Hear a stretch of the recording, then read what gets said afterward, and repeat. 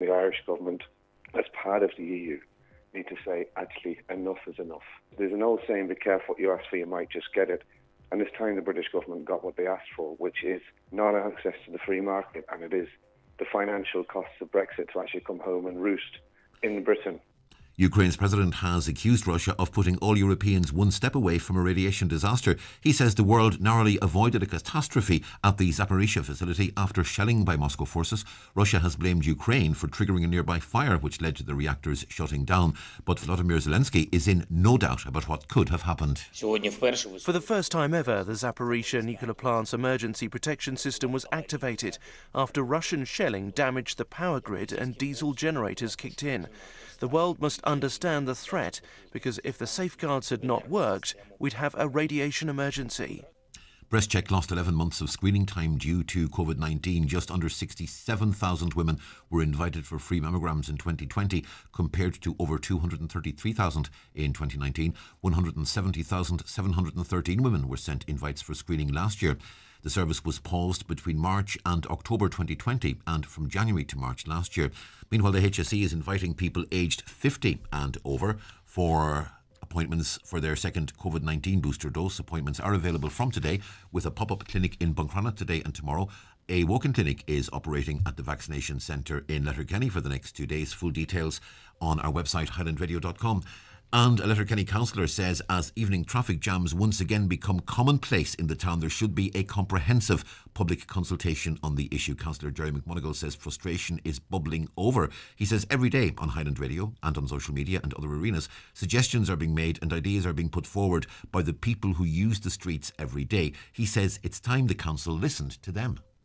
Talking to people on a daily basis, people have ideas about how we could improve it, and I think it's time maybe that Donegal County Council maybe had a public consultation on this and invite people to have their say over a period of days. Businesses, taxi drivers, delivery people, and generally the people who use the town on a regular basis, and let's hear what they have to suggest. Maybe it's time that the road section of Donegal County Council just listen to the people. Largely cloudy today with outbreaks of showery rain, most frequent early on. Top temperatures hitting 15 to 17 degrees Celsius. And that's Highland Radio News. We're back with news again at 10 o'clock.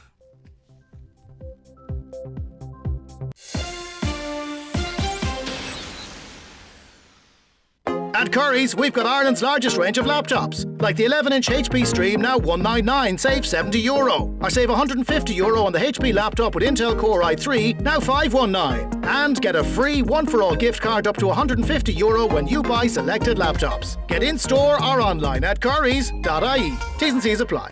It's the Northwest Truck Fest at Milford Mart this Saturday and Sunday, with trucks from all over Ireland. Also bric-a-brac and home baking stalls, plus live music. Proceeds to Ellie's Wish to Walk and MS Ireland Donegal branch. This ad is sponsored by Donegal Oil.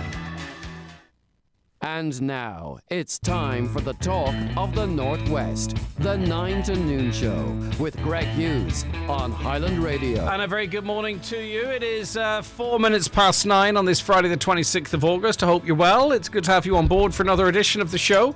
The lines are open for you right now. We have our Friday panel, but we want your views interspersed. 086 60 25,000 WhatsApps and texts to that number, 086 60 25,000, or Caroline and Emma taking your calls on 074 91 25,000. If you want to watch the show, get on our website right now, highlandradio.com, or YouTube Highland Radio Ireland, or our Facebook pages. Okay, let's get straight into it. We don't want to waste any time, do we? We'll say hello and good morning first to Seamus McDade, Managing Director of Football Special. Good morning to you, Seamus. Morning, Greg. How is the world of soft drinks and whatever else you sell? I'm sure you sell everything. Oh, it's terrific. When the sun shines, it makes our job a lot easier. It's terrific. That's the Thirst connection, is it? Yeah. You should hire me as a business development manager. I know all the ins and outs of the thirst quenching business, it seems. Great to If you can make the sun shine all day, every day, Greg, you'll definitely get a job here. Oh, yeah. Okay. Well, listen, I might be aiming a bit higher if I could do that. With all due respect, it's an amazing company, but I think I'll probably rule the world. Catherine Noon, lawyer and former Fine Gael senator. A very good morning to you, Catherine. Thanks for your time today. Thank you. How are you keeping? Very well, thank you. Yeah, I could do a bit of sun. I'm here in Fawn and it's a bit overcast, but yeah, it's all good. When we do these types... Does he do that pineapple drink? Is that your drink? That is, yeah. That's one of ours as well, yeah. Does that sell well? Oh, yeah. Yeah, very tropical Donegal that we're in. So it's like diabetes in a bottle. It's like so much sugar. Drink responsibly. A bit of sugar's all right for you as long as you don't overdo it, Catherine. Isn't that what they say? Anyway, I get nervous doing interviews like this when there's a door behind the guest, Catherine. That door's just waiting for someone to come in a... that what happened on BBC the guy News. Who had the kids. Michael White, Chair of the Green Party. Good morning to you. How are you, Michael? Great, Greg. Good morning. It's good to chat to you. Haven't spoken for a while. How is everything going for you? Good. Haven't drunk McDade's football special in a few months now, so I'll have to remember to get a bottle later today. Yes, indeed. And do you know... The pineapple stuff is worth a try. I got a nice banana flavour as well. Oh, that's right, banana flavour. I forgot about that. What is it with these flavours? Is this a marketing thing, Seamus? No, we just try and do kind of non-traditional flavors. Yeah. If we just did a regular orange and a regular cola and stuff, we might struggle with the bigger boys. So we've always tried to do our own quirky, sort of ties in with Donegal quirkiness, and that's why we've always tried to be a wee bit different. I can't remember what condition it is, but they say the banana drink is actually good for it. I mean, like, you wouldn't endorse that or condone that or say anything, but it's amazing the stuff that goes around that in some quarters, your banana drink is seen as... the only thing we would endorse is that it quenches your thirst. So that's the only one I can say. I know, I'm not trying to associate you with you. It's just, 2022 and all that. But anyway... Right, okay, let's get on to see what's happening this week. We'll have to start with Robert Troy, I suppose. That story's been running for quite some time. He eventually did step down as a junior minister. We'll talk about who might replace him too. But the latest in that story is that politicians may be asked to declare more information on the Dáil's register of members' interests, including any housing contracts with local authorities as part of an overhaul of the state's political ethics regime. Sources on the Committee on Members' Interests said they believed rules around declaring contracts such as those under the rental accommodation scheme or housing assistance payments should be changed so that politicians who are landlords, and there's around 40 of them in the Dáil, I think, would have to confirm if they are in receipt of either. Right, okay, so I'll start with you, Catherine, if that's all right. Should Robert Troy have gone much sooner? Was he hounded out of the job? Was it an honest mistake that there should be some space for in public office? I think that it probably was an honest mistake, but that doesn't really justify not having had this paperwork in order. And the SIPO have been calling for a number of years for, greater regulation and greater powers. And, the least that politicians should do is declare their interests. And it's like happens so often in politics, it plays out in the media. And I don't think there could be anything as tone deaf as this story in the current environment with the cost of living and the housing crisis. And really, it was very damaging. And, it's very unfortunate that, it played out so publicly, but it's a huge lesson to anyone in public life and people in general that, things have to be registered properly with the RTB. It's okay to achieve in life and to work hard, but, the least one can do is have their records in order. It's a bit like doing your taxes, it's kind of basic. Every year when I was a politician, I did it and everyone did it. And, it's basic, and he did have to go, but you can see on a human level why he tried to defend himself, because I don't believe it was intentional, so.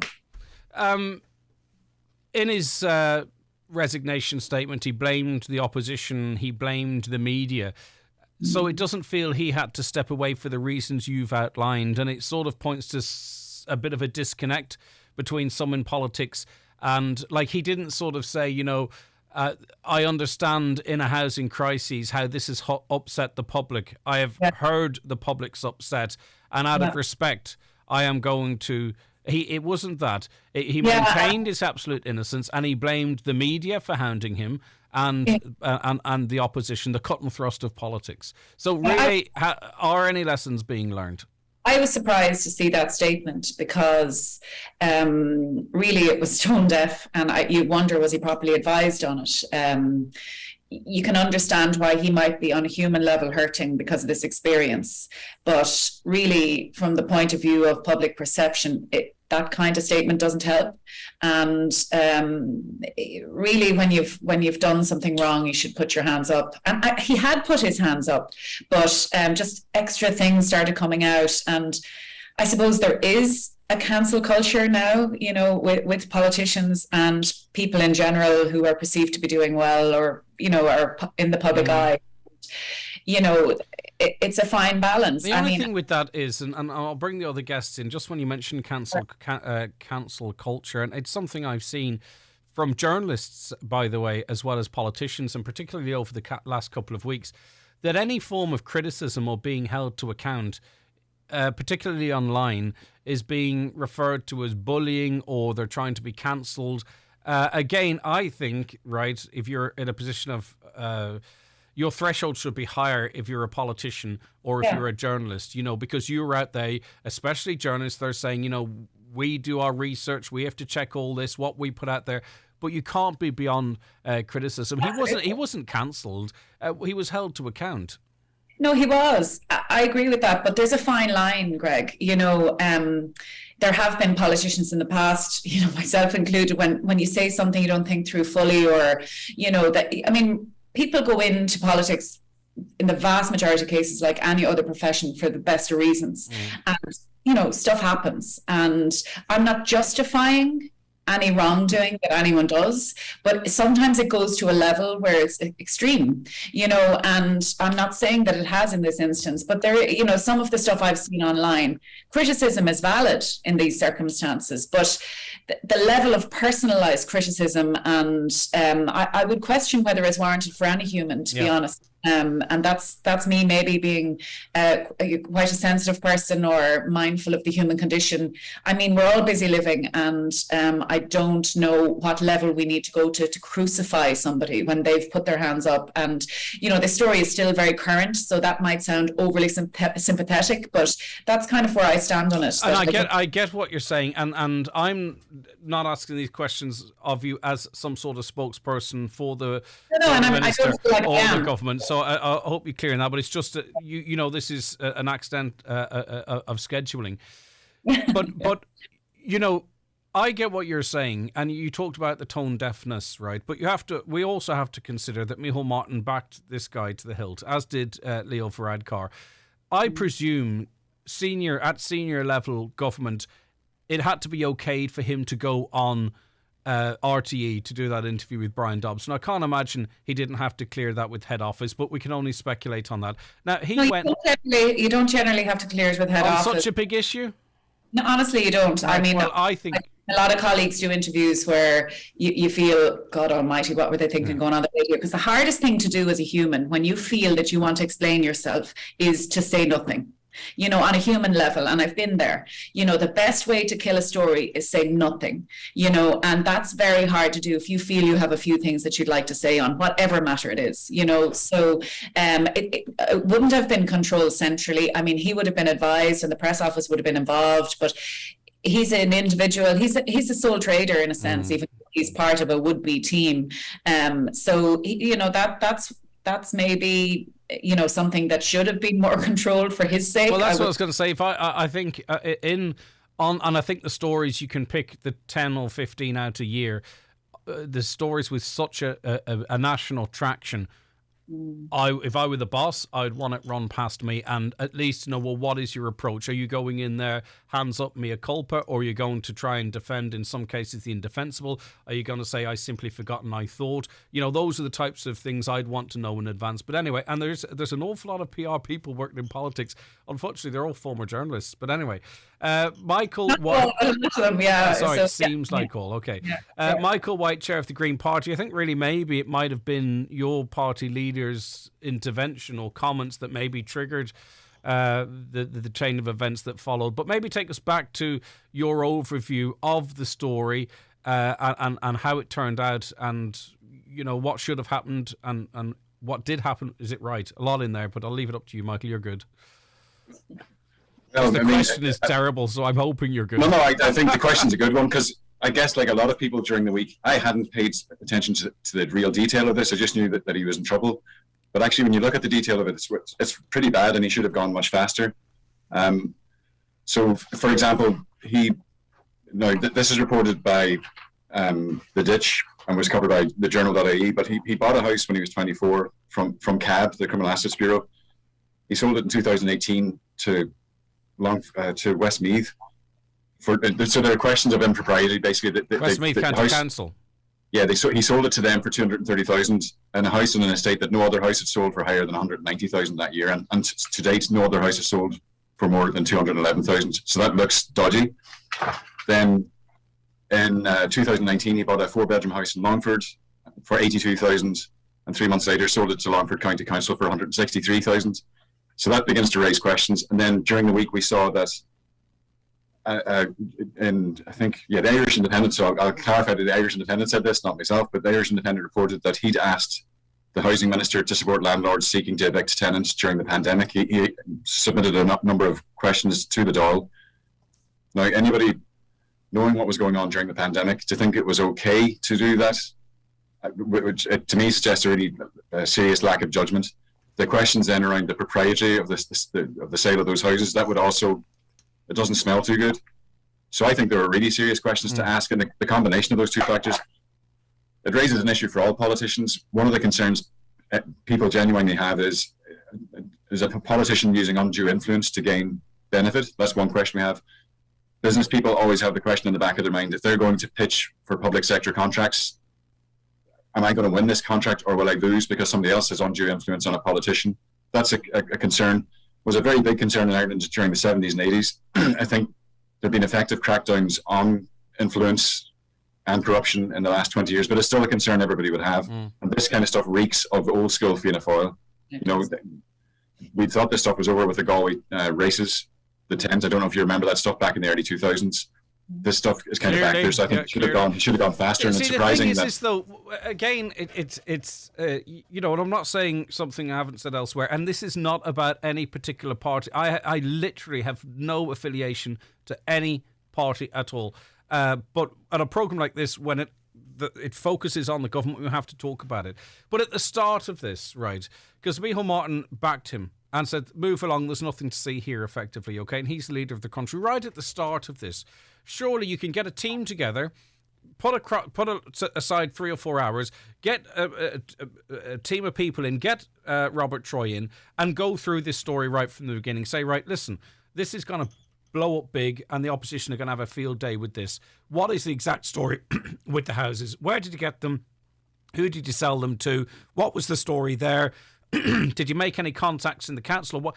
You know, get ahead of it completely and then make a decision, rather than, which I can't believe, yep, everything's fine, and then there comes a point where you have to regrettably accept someone's resignation. That's what I can't understand, Michael.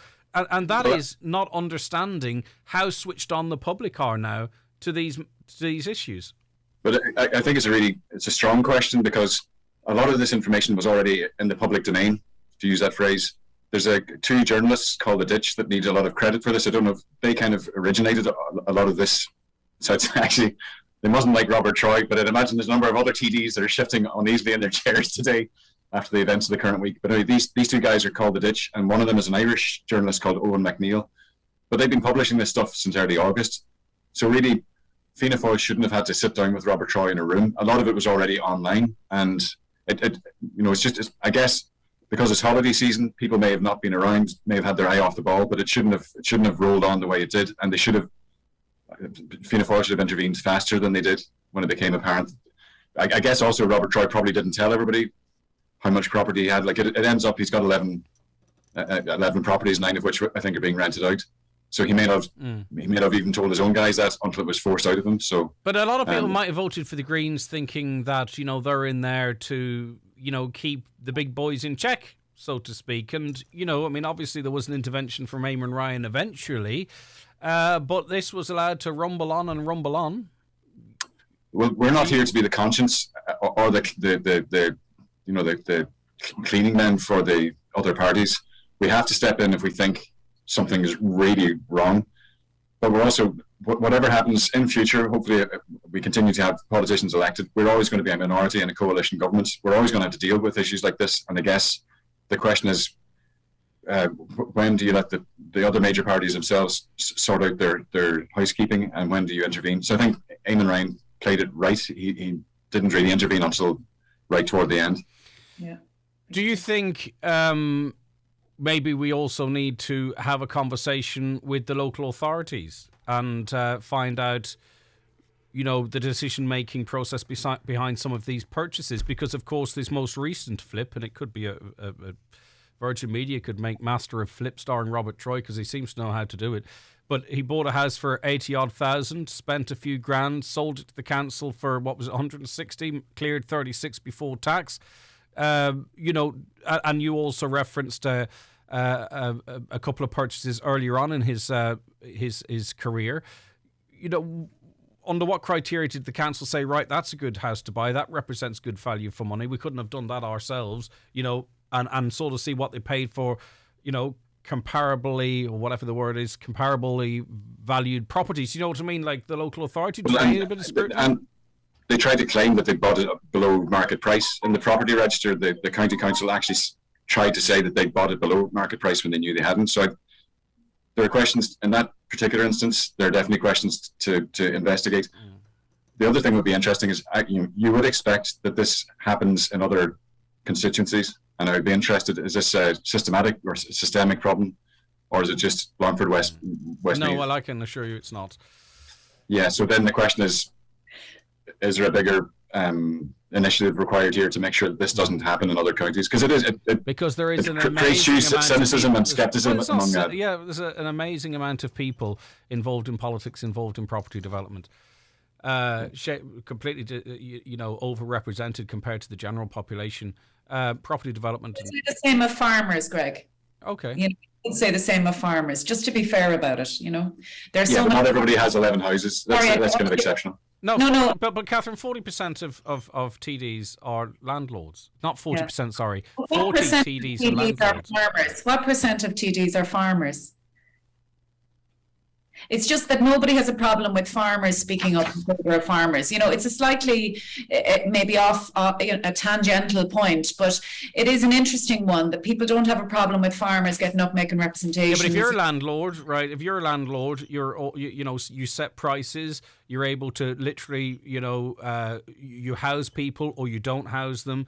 Business. It is a business, of course. Yeah, but I mean, when you're also a landlord and then you're also involved in debates on issues affecting landlords, and what I'm saying is, and that's the very crux of my point, and I'm conscious that Seamus wants to come in, I didn't mean to take his time, but people don't have an issue with farmers or teachers or lawyers even making representations on the judicial system or on the farming setup, or, you know, and when it comes to property, we are very sensitive about it, and it is a very big issue, but it's the salient point is that it is a business for some people. I'm not defending any of the actions, by the way. I'm just saying it's an interesting general point that it comes to property and people who buy property, that they are vilified in a way. I don't think that's the issue. The issue is that I'll bring you. But in terms of teaching, okay, if people are teaching, it probably gives them an insight into it, and maybe they can make good policies that make a school environment a better place. But in terms of in terms of landlords, you can.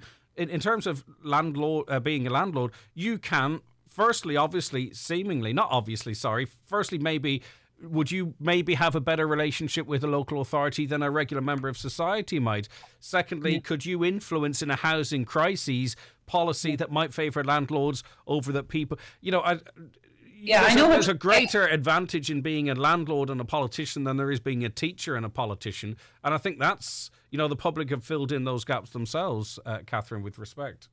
Well, no, I'm not saying it's the same. I'm just saying it's interesting that, and I don't agree with anything that has happened. And the matters that Michael has referred to there, I mean, that's potentially very serious impropriety, and that there should be a system to make sure that that does not happen. And I'm not trying to justify any of that kind of behaviour. I'm just saying it's interesting that when it comes to property, that we are so sensitive to people making representations on it, because it is a business at the end of the day. Landlords do provide a service, and no one can get a house, and of course they're going to be more focused on that. Seamus, yeah, I'm just a bit. I would disagree with Catherine in that for years, loads of TDs were also publicans, and we always talked about that, how pubs got better licensing because TDs were up there. And I'm unsure as to why we think you can be a TD and a property developer and a landlord. Is a TD now suddenly just a sideline that you do on top of your business? It's not. It's a full-time role. You're a public service representative. You're not there to worry about whatever professional business dealings you had before you went into that. That pauses while you're a TD. Robert Troy clearly did wrong here. He tried to just kind of admit to as little as he possibly could. I presume, Greg, what you were suggesting makes an awful lot of sense to me. But Micheál Martin thought they could ride out this storm because he didn't think there was more coming. And then more came, and he had to get in front of it whenever he did. And that was the reference to get them in the room and say, is there any more? Do you know, that's kind of what I was getting at, Seamus. Yeah, but he thought that the public would never find out that there was any more, and it wouldn't be, and we would think that unregistering one property was going to be okay. Obviously, as it turns out, unregistering multiple properties is where the politicians draw the line. I mean, it's a timely reminder on the 100-year anniversary of Michael Collins dying. We used to have the political leaders in this country who were prepared to die for this country. Now we can't even get them to register the 11 properties they own. I mean, it's ludicrous. Like, what are we talking about here? Like, you're in there to represent the people. You are clearly, if you're representing yourself, you are lobbying for certain changes in an industry in which you are exposed to financially. You need to be upfront and honest about that. If I was a TD and the only soft drink you could get in Dáil Éireann was football special, everybody would say that's a ridiculous scenario. It would be a good business scenario, but it would be a ridiculous scenario for the people in Dáil Éireann. So this is the same thing. Yeah, but you would be, but what would the same thing is? You would be in Dáil Éireann arguing against the sugar tax. Yeah, correct. You know what I mean? That's and that would be, hold on, yeah. Well, why is he arguing against the sugar tax? That would be deemed acceptable. That would be deemed acceptable. It would be completely unacceptable. So what Robert Troy's doing should also be completely unacceptable. He has an exposure to the property business. He's failed to declare a lot of that exposure, and he is lobbying on behalf of the property business. If TDs who previously were farmers or who historically were farmers are lobbying for farmers, again, that should be on the record and shown. We need to call out these conflicts of interest. Yes, but on the farmers issue, a TD will stand up and say, well, I understand this because I come from an agricultural background, or I'll say that I understand this because generations of my families have farmed the land. But a TD's not going to stand up and say, I think we should be able to evict people during a crisis because I'm a landlord. Come on, Catherine. No, you're right on that one. I mean, that's what I'm saying when it is very sensitive. But just to go back to something that Seamus says, the system allows people who are members of the Oireachtas to have other jobs. So in some countries, that's not allowed. So, you know, loads of people have other interests, not just. Well, Catherine, can I put the question? When I was a senator, I was still a solicitor part-time because I was very conscious, maybe as a woman or, you know, of my qualifications of keeping, it wasn't out of greed or, you know, wanting to take over the world, but, you know, I wasn't precluded from doing that. And, you know. And plus you're a young person and you have to say, well, what am I going to be doing in 5 or 6 years? That is it. But maybe people can excuse themselves from certain conversations if I mean, you know, like. But Seamus asked an interesting question. It's a question everyone's asking is, you know, why are so many landlords TDs? You know, I mean, I don't understand why so many people who fix shoes cut keys. I've never seen the connection there. I can't see the crossover between repairing a set of shoes and cutting a key, but everyone does it. It's quite easier to make the connection. It's quite easier to make the connection between someone being a landlord and a TD. Oh, that's hilarious. But surely, Greg, the reason there's so many landlords as TD is because of the level of income that they have. They earn a lot of money being TDs, and that allows them to access the property ladder. And that's in fairness to Mr. Troy now, he wasn't a TD. He was a young up-and-comer in his early 20s. He was working. He was working since he left school, and he started becoming a bit of a master of flip before he had the resources you know. But I mean, I take your wider point. Obviously, that was a time where you could get money, you could roll the dice. You know, everyone was buying a house, getting a house was achievable. It's a very different time now, and maybe that feeds into the slight bit of tone deafness that there is around now. Michael, do you want a quick word on this before we move to an ad break? We'll probably return to it, but I'm just trying to get everyone in. I think Catherine was kind of suggesting there's an anti-landlord.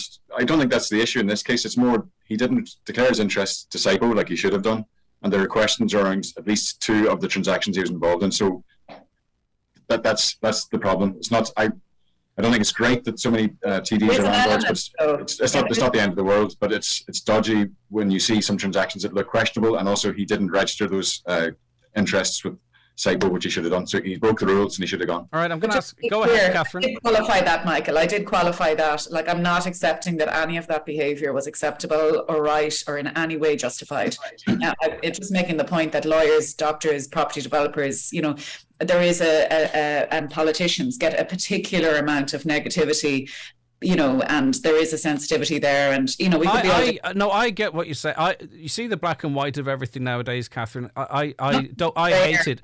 There is grey areas, and I think that we do have to recognise that as well, and recognise that we're a small country and these people are humans, and I get that, and I agree with what you're saying, and I think it's important you should point that out. There is a grey area. It's not necessarily one extreme or the other, and I want to come back and maybe touch on that a little bit. It's connected to this story, and then we'll move on to the next item, but we have to take a quick break. We'll be back with more from our guests in a moment.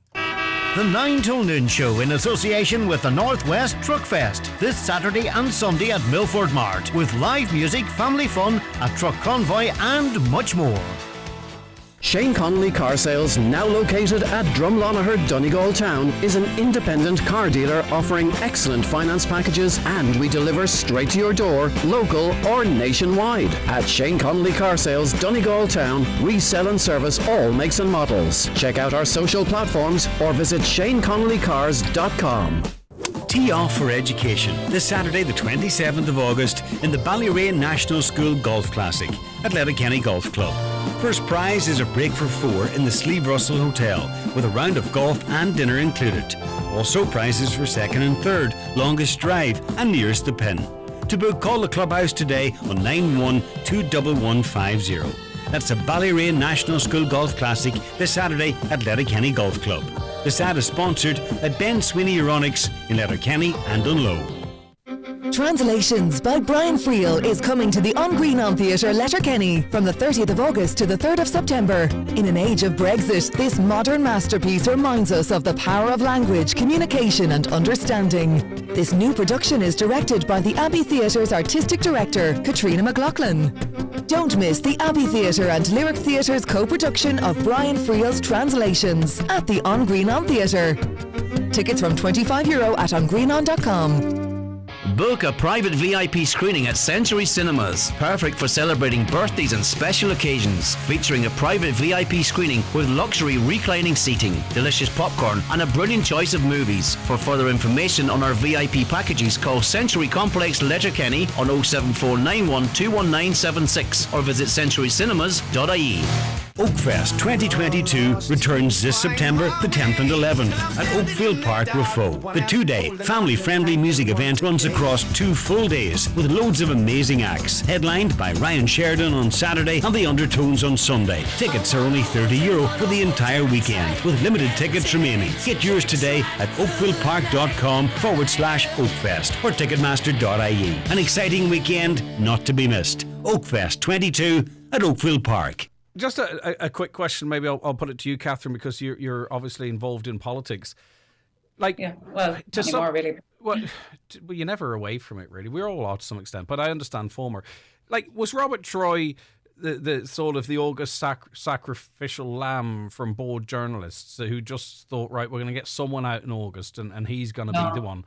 Or was this a legit public interest story that was seen out to the end? Oh, I mean, it was a totally legitimate story, and it would have been a big story at any time in the news cycle. The fact that the news cycle is quieter means that it's been totally in focus. But no, I would think it would have been a big story at any time. And I don't think it's fair of him to say that the journalists have hounded him. You know, he's feeling very, sensitive, and as a human he's in a very bad place, I would imagine, and I feel for him as a human being, but there's no justification for it, and the journalists, they go over the top sometimes, in my opinion, and the public do, but it's a genuinely legitimate story. Do you think that could be eased a little bit if the public felt there was some, like, you don't always need a head and a stick, of course, but do you think, I just think maybe politicians are in a bit of a bubble where they don't really understand what's hurting the people and why it's hurting them. Do you think that if there was a little bit more of an understanding there, if that were to develop, if it's not one, I mean, I'm going to kind of reference Golfgate in a moment, but that was another example whereby just this detachment from, living in that political world seemingly to what the reality is on the ground. I mean, I think, a lot of the stuff you talk about is right about the personal abuse and all that type of stuff. But I think I've received it, politics though politics could do itself a favour if the politicians were maybe more humble, more understanding of what the public feel. Yeah, absolutely. And I mean, there is, it is harder for people to relate to people who are in difficult circumstances if they haven't lived it, or if they haven't, and you can dress it up how you like, and that's a reality. And it's not just politicians, it's people who earn over a certain amount of money. They can't relate as well to, but it's not that they wouldn't empathize or wish to empathize, but I mean, that's it shouldn't be the case, though. I mean, I know, for example, an awful lot of colleagues have clinics day in, day out. I mean, most politicians work extremely hard. I know there's a bad perception of politics in general, but, that there is an awareness, I would think, even though it's not felt by them, the reality of it on a day-to-day basis. I think there is an awareness of how difficult things is for people, but how is it possible for a human to fully relate when they're not in the situation? Yeah. Michael, I mean, no, I don't think there's a politician in the country that gets more personal attacks than Eamon Ryan. I know you're a member of the Green Party. I know he's not your dad or whatever, but I mean, obviously you're part of the same. You're part of the same party. I mean, like, he'd have to have a pretty thick skin because particularly on social media, it doesn't. You're not making a point seemingly unless you have a personal go at Eamon Ryan. Yeah, he seems to be. Just a couple of things about that. He seems to be very good at screening it out. And what's funny for me is the difference between the social media attacks and how he's very effective in what he's done over the last couple of years. Just even objectively, he'd make a really good management consultant. He's got teams of people executing stuff and spending billions. Like, he's had more significant effect as a one person on politics in Ireland, I think, than a lot of other people in the last 20 years. But the attacks are part of the gig, I guess.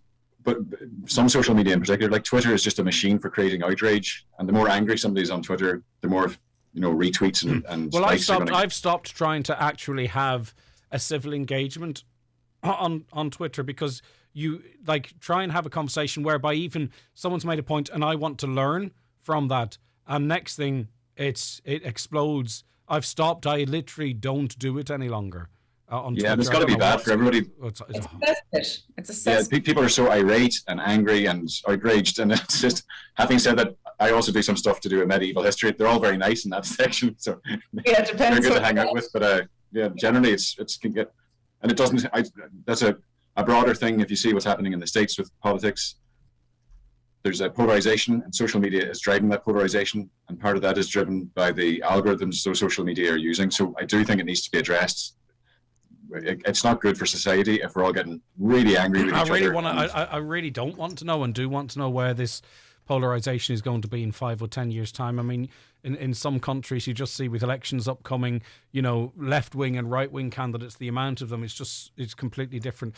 Seamus, do you think there is a possibility that that connection that a lot of people feel has been lost between the public and politicians, can that be rebuilt? I mean, Sinn Féin would claim they understand it and they're going to be the party that sort of is of the people, and they understand, they get it. When elected, we're really going to have to see how that transpires in real life. But do you think that the people can ever feel that they're properly represented by an elected government, or in the need? Yeah, I think that there, of course, I think there is. They certainly can, but we'll need to go a ways to prove that. I mean, we are. There's an awful lot of politicians who don't speak for an awful lot of people in this country, and that's not nature really of anything that they personally are doing. But it's going to take a lot of. They have to rebuild a lot of our trust, I think. And I'm not saying that any other opposition parties will necessarily be any better, but the political classes in this country, as far as I can see, are removed from what the rest of the people are doing. They're certainly removed from us in the business community. So I can only speak from that behalf. And, I think that we are seeing the Robert Troy issue has sort of shown how exposed they are in other areas of their lives. And yeah, I mean, to think that a TD would own 11 properties while there are thousands of people in this country who can't buy a house. And it's not to say that he shouldn't be precluded from owning any property, but like Catherine alluded to, I lived in New York while the mayor of New York was Michael Bloomberg. He's one of the richest men in the world. He owns one of the biggest companies in the world.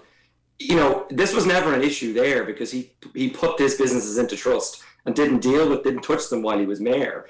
I mean, it's what I'm saying is that would be one way that the politicians could prove that they're in touch with the people, more in tune with people's needs. I think that needs a way to go, though, because I certainly don't feel represented by any of the TDs. Mm-hmm. Units of I'm not sure it's important. I think it's units of accommodation rather than 11. Right.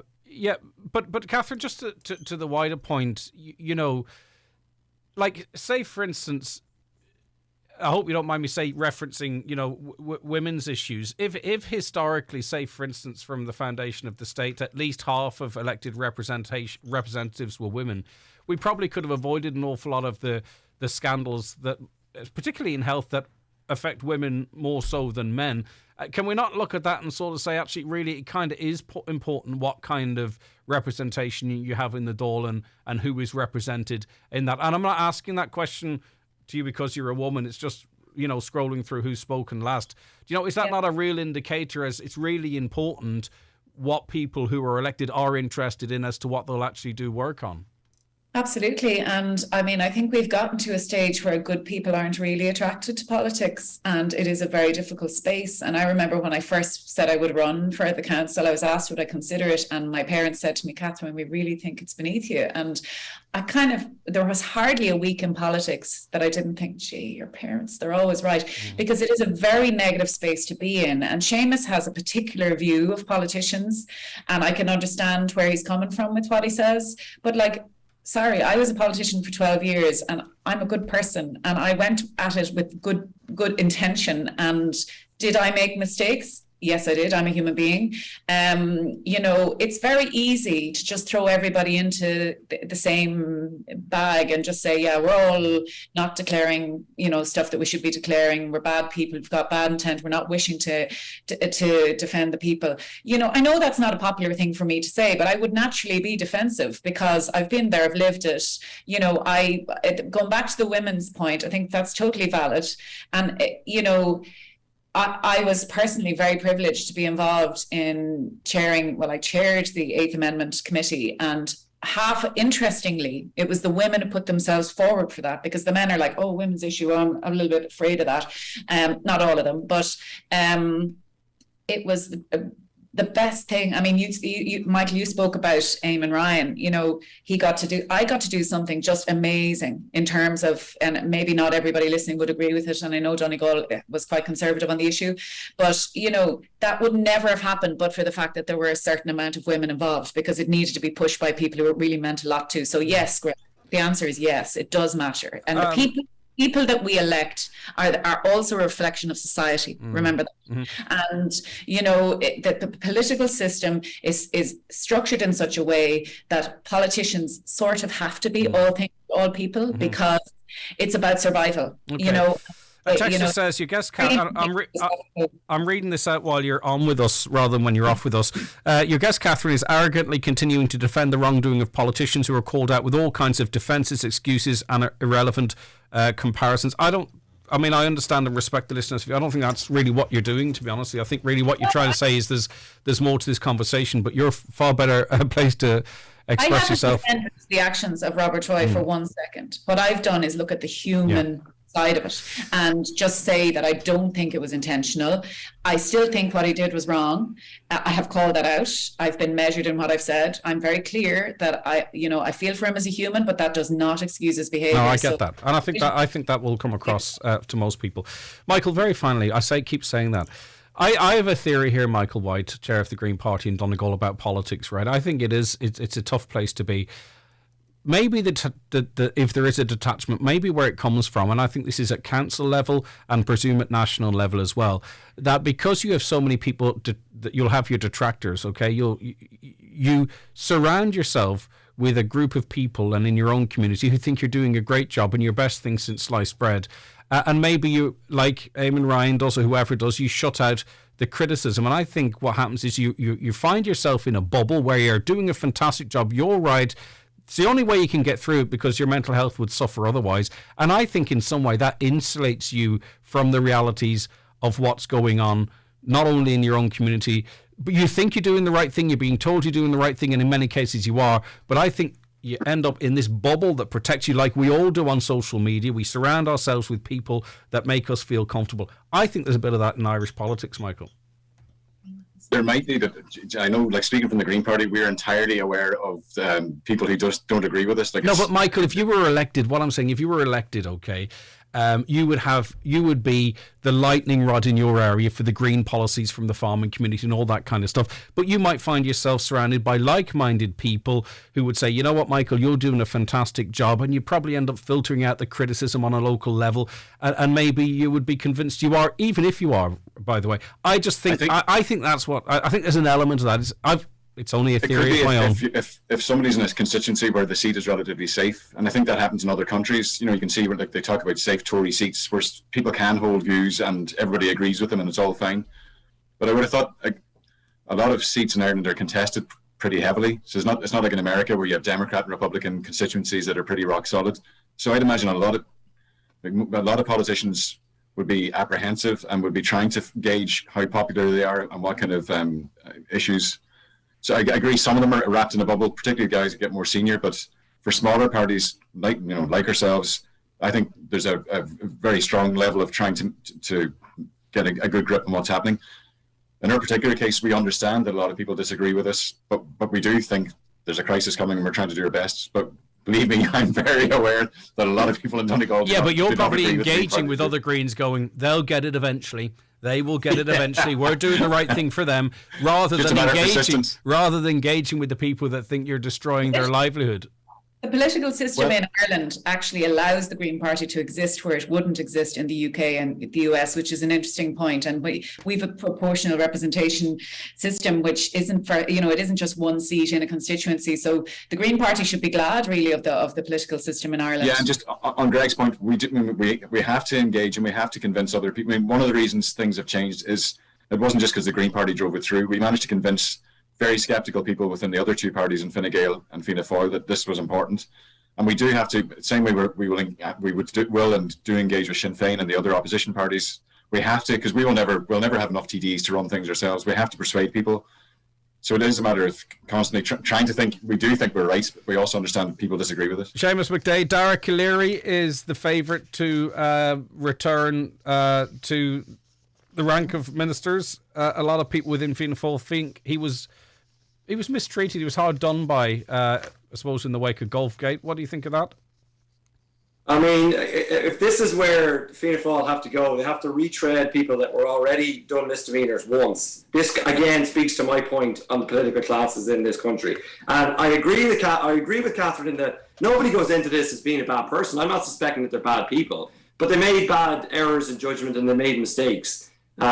If we're back to him, we're back to him. But he did wrong. He did wrong. He attended a golf occasion when the country was not supposed to have large gatherings of people. Now it's been forgotten about because we're 2 years into the cycle. But let's remind ourselves. Yeah, but I mean, is that not punishment? He's served his time. There has to be, and in fairness, an awful lot of people got off lighter than he did.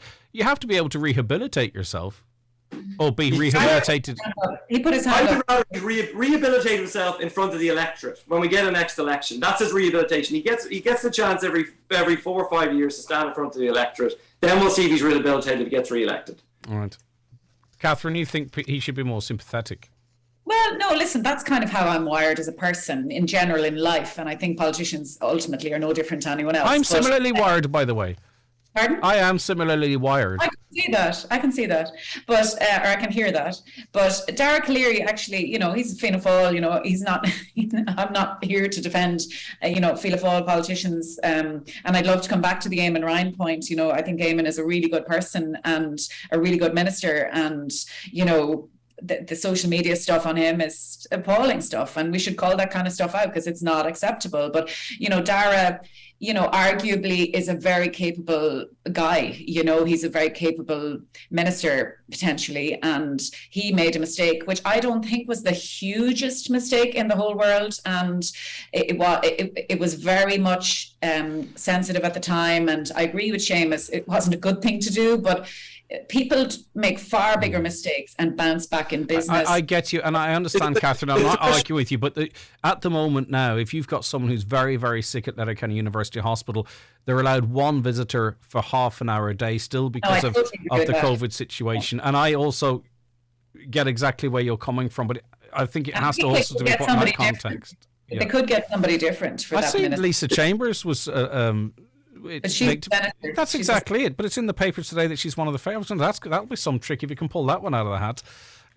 The Daily Mail linked her with the Post. And I was like, how does that? Well, listen, that's just that's some journalists deciding that might be a thing. But can it constitutionally happen? Constitutionally, it can. Pippa is a senator. All right, there you go. It's not something that people do because TDs are perceived to be, higher up the food chain, and there's outrage. Everybody's jostling for position, and it would be a very creative thing for them to do to put Lisa Chambers in. She's a very good woman, very capable. So. But here we are. But Catherine, is this not where it speaks to your point as to why I think the political classes are removed? Well, Lisa Chambers also was de-elected. You're saying that they should elect somebody who's a senator. Now, I get a vote in the Senate elections because I went to UCD. But very few people in this country get a vote in Senate elections. But this senator is going to be co-opted on to the committee. Like, is this not where I'm saying that's what's wrong? You are in a bubble and you think that this is okay. Hang on a second, Seamus. I mean, you run a business. I run a business. You're saying you pick the best people that fit on the team. So I don't. This would be an issue. No, it's not a team. This is not a business. This is the team. This is an elected official. The point you're making, with respect, what you're missing is the fact that the system is what it is. And I don't mean to sound like Brian Cowan back in the day, but Lisa is a legitimately elected senator. That's not her. It's not her fault. Was she elected to the Senate or appointed to the Senate? Because she lost her seat as a TD. I believe she was appointed by Micheál Martin to the Senate. Whether she was appointed or elected, I actually can't remember. But the point is that she is a senator and she is constitutionally allowed to be a minister. Very unusual that it would happen, and it could happen, but that's just somebody in the Daily Mail speculating. But Michael, also you say that the right person for the job, and if truth be told, there's a lot of TDs appointed to ministries that have no knowledge of Yeah, we don't put experts in certain fields into certain jobs. I mean, sometimes it happens, but it's whoever is in favour, perhaps, with whoever is making those decisions. But just one question to you: do you think it's an appropriate time now for Dara Calleary to return to a junior minister's position, as a Green Party member, a partner in government? Do you think that would be a good move, or does that reflect badly on politics? I have to, first of all, say I know Dara Calleary from years and years back when he was in the Chambers of Commerce. He was head of the Chambers of Commerce, so I know and like him. I like him. So that's from my business background. Setting aside from that, I think everybody should have a second act. If you screw up And that would be true in business as well as politics. If somebody screws up, unless they've gone and shot someone, I think they should be given a chance to come back in again. So that would be my view. But as I say, it's biased because I know Darren and I kind of like him. So. Yeah. Well, maybe that's a bit of what you're talking about, Seamus, is, I don't know. Me and you on in it. Like, we're not in that world. Yeah, I think I would be upset if I was another Fianna Fáiler as well who has no indiscretions and they're being overlooked for this post. Nobody has no indiscretions in life. Come on. You're a very low threshold. Everybody makes mistakes. We're human beings. Yeah, we do make mistakes, but you and I get to make mistakes as we're private citizens. Unfortunately, when you're a TD, the bar of the threshold of what's acceptable. I agree with that. But it's still human. We're still humans. Michael? Just one interesting point outside of the politics of this particular thing. Eamon De Valera was once asked about reducing the size of the Dáil when it was about 160 down to, get it down to 100. And one of the reasons he was against it, he was saying that if you're in government, that means you've got about 80 of those TDs. That would leave such a small talent pool. You couldn't form a decent cabinet. So it's kind of an interesting thing to bear in mind. The next time they start to go on about how we've got too many TDs, one of the reasons they kept that number is just that they'd have enough people to pick and choose from. Nonsense, Michael. There's 110 US senators. Like, this is a huge problem. Burn it to the ground, Greg. Get it started again. How many TDs do you want? You're going to reduce the talent pool. Seriously, is that what we think, that if we only have 100 TDs... There's 450 people in Congress and 100 senators in the States, and then you've got all the different states. Maybe De Valera didn't trust the electorate to elect enough quality so we could pick from. Democracy is grand, but look at America. Catherine, thank you so much for your time today. I really appreciate it. Yeah. All right, it's always great to have you on the show. Catherine Noon, lawyer and former Fine Gael senator. Thanks so much, Catherine. Have a great day. Seamus, you're angry. I'm fired up this morning, Greg. On Twitter. Get yourself banana and pineapple, mix it together. It'll be a wee cocktail for you. Thanks very much, Seamus. Always a pleasure to have you on as well. And last but not least, of course, Michael, great to have you on the programme as well. And we'll chat to you soon. All right, take care of yourself. Okay, bye-bye. Bye. Right, okay, that was our Friday panel. We didn't get through much because the whole state of the politics kind of dominated things. Thanks for keeping your calls and comments coming in. We'll get to those after the news and obituary notices. The 9 till noon show brought to you by the Northwest Truck Fest, taking place this Saturday and Sunday in the grounds of Milford Mart, with proceeds to Ellie's Wish to Walk and MS Ireland Donegal branch. Fancy an adventure? Pack up the car and enjoy a day out with the National Trust in Fermanagh. Find magnificent mansions, tree-lined trails and riverside rambles. Go butterfly spotting at Castle Cool. Hire a bike at Florence Court and explore Lough Erne by boat at Crom.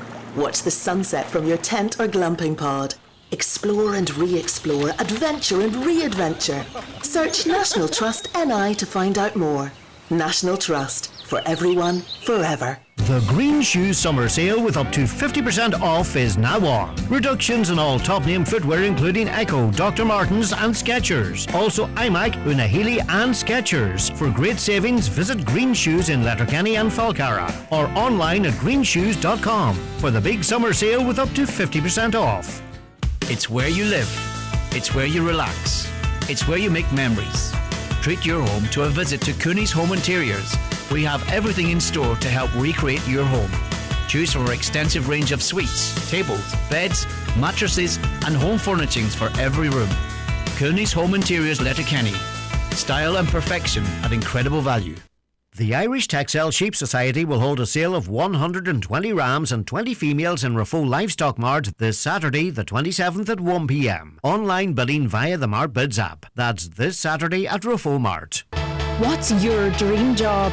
Lawyer, engineer, criminologist or software developer? Do you want to develop renewable energies, create the next great drama or improve people's health? Anything is possible at Ulster University Magee campus, where you can study in the heart of Derry, Londonderry. Hearing places are now available to help you realise your ambitions. It's time to say hello future. Apply now for September 2022 at ulster.ac.uk.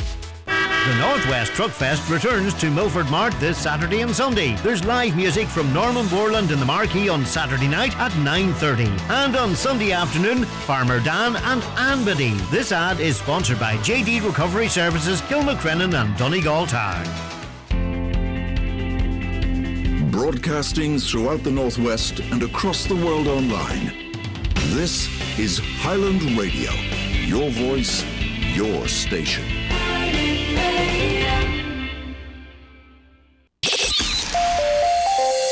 Live, on air, online and on the Highland Radio app.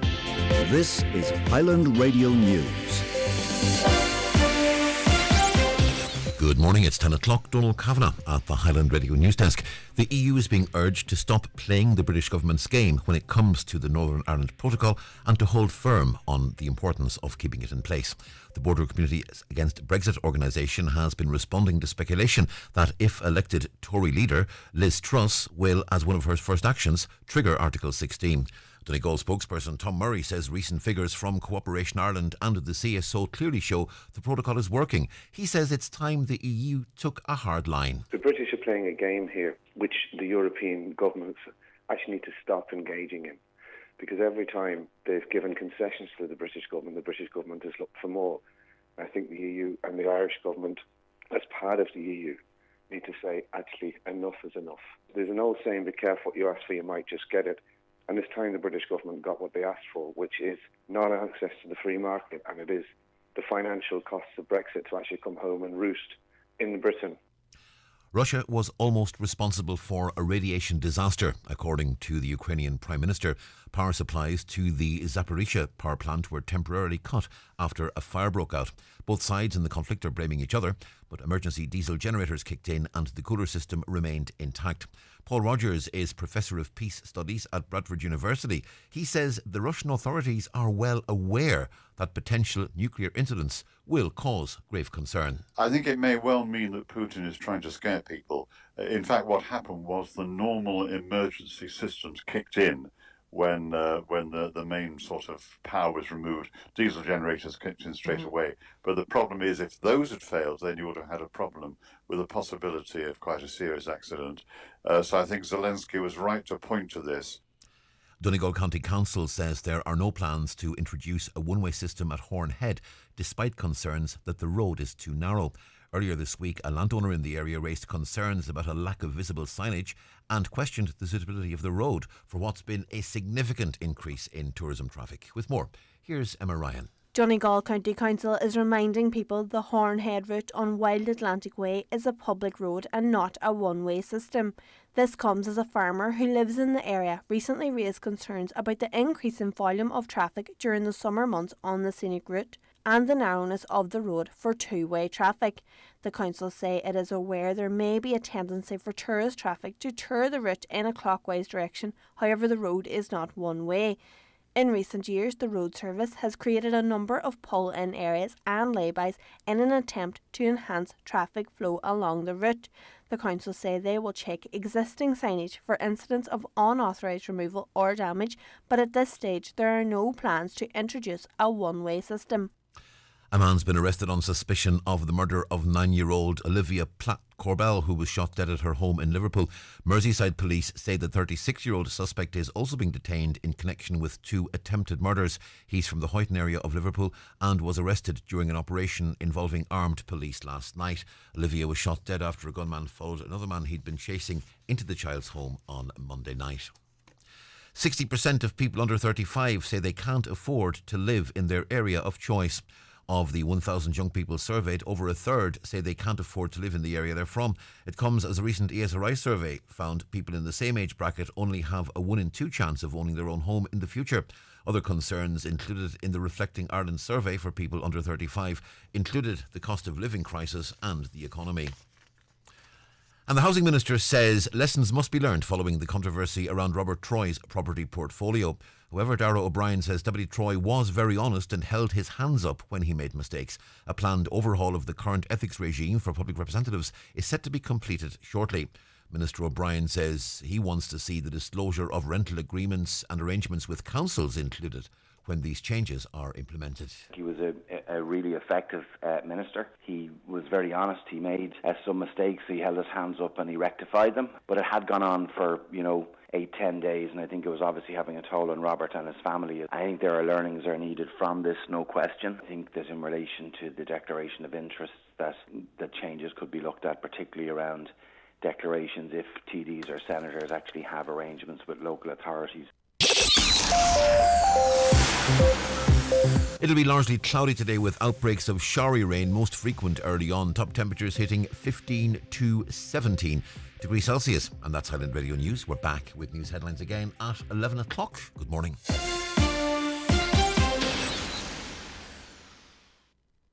The obituary notices for this Friday morning, the 26th of August.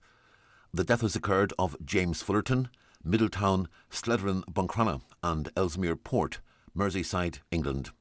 James's remains will repose from 12 noon until 10 to 1 this afternoon at Eternal Light Chapel of Rest, Letterkenny. Removal from there at 1 o'clock, going to his sister Winnie Noon's residence at Finsview, Cluncha, Clonmany. Wake on tomorrow Saturday from 10 a.m. to 10 p.m. Funeral from there on Sunday morning at 11:15 for 11 o'clock Requiem Mass in St Mary's Church, Cockhill, with burial afterwards in the adjoining cemetery. Funeral can be viewed live on churchservices.tv. The death has occurred of Mary Breslin, née McGarrigle, 4 Inish Free Gardens, Strabane. Mary's remains are reposing at the family home. Funeral from there tomorrow morning at 9:20 for Requiem Mass at 10 o'clock in the Church of the Immaculate Conception, Strabane, with interment afterwards in Strabane Cemetery. Mass can be viewed via the parish webcam. Family time, please, from 11 o'clock tonight and before the funeral tomorrow. The death has occurred of Anne McFarland, Carrick Namart, Manor Cunningham. Her remains are reposing at her daughter Jenny and partner Jason's home at Cornagilla, Convoy. Family and friends welcome. Removal from there tomorrow afternoon at 1 o'clock for 2 o'clock funeral service at Raimohi Parish Church, Manor Cunningham, followed by burial in the adjoining graveyard. Family time, please, from 10 o'clock tonight and before the funeral tomorrow. Family flowers only, please. Donations in lieu if desired to ICU, Letterkenny University Hospital and Raimohi Parish Church, care of any family member or Terence McClintock, funeral director. The death has occurred of Anne Coyle, 12 Hillview Park, Castlederg and formerly of Pollyannan. Funeral from her late home this morning at 11:30 for Requiem Mass at 12 noon in St Patrick's Church, Castlederg, with interment afterwards in the adjoining churchyard. The death has occurred of Anne McFadden, née Friel, the Mall, Ballyshannon, and formerly of Ballymichael, Fanad, reposing at her late residence today from 2 o'clock to 9 o'clock. House private, please, at all other times. Removal tomorrow morning to St Patrick's Church, Ballyshannon, for 11 o'clock funeral mass, with burial afterwards in the Abbey Cemetery. House private, please, before the funeral. Anne's funeral mass can be viewed on churchservices.tv. For more details, including any family health guidelines for wakes and funerals, please go to highlandradio.com.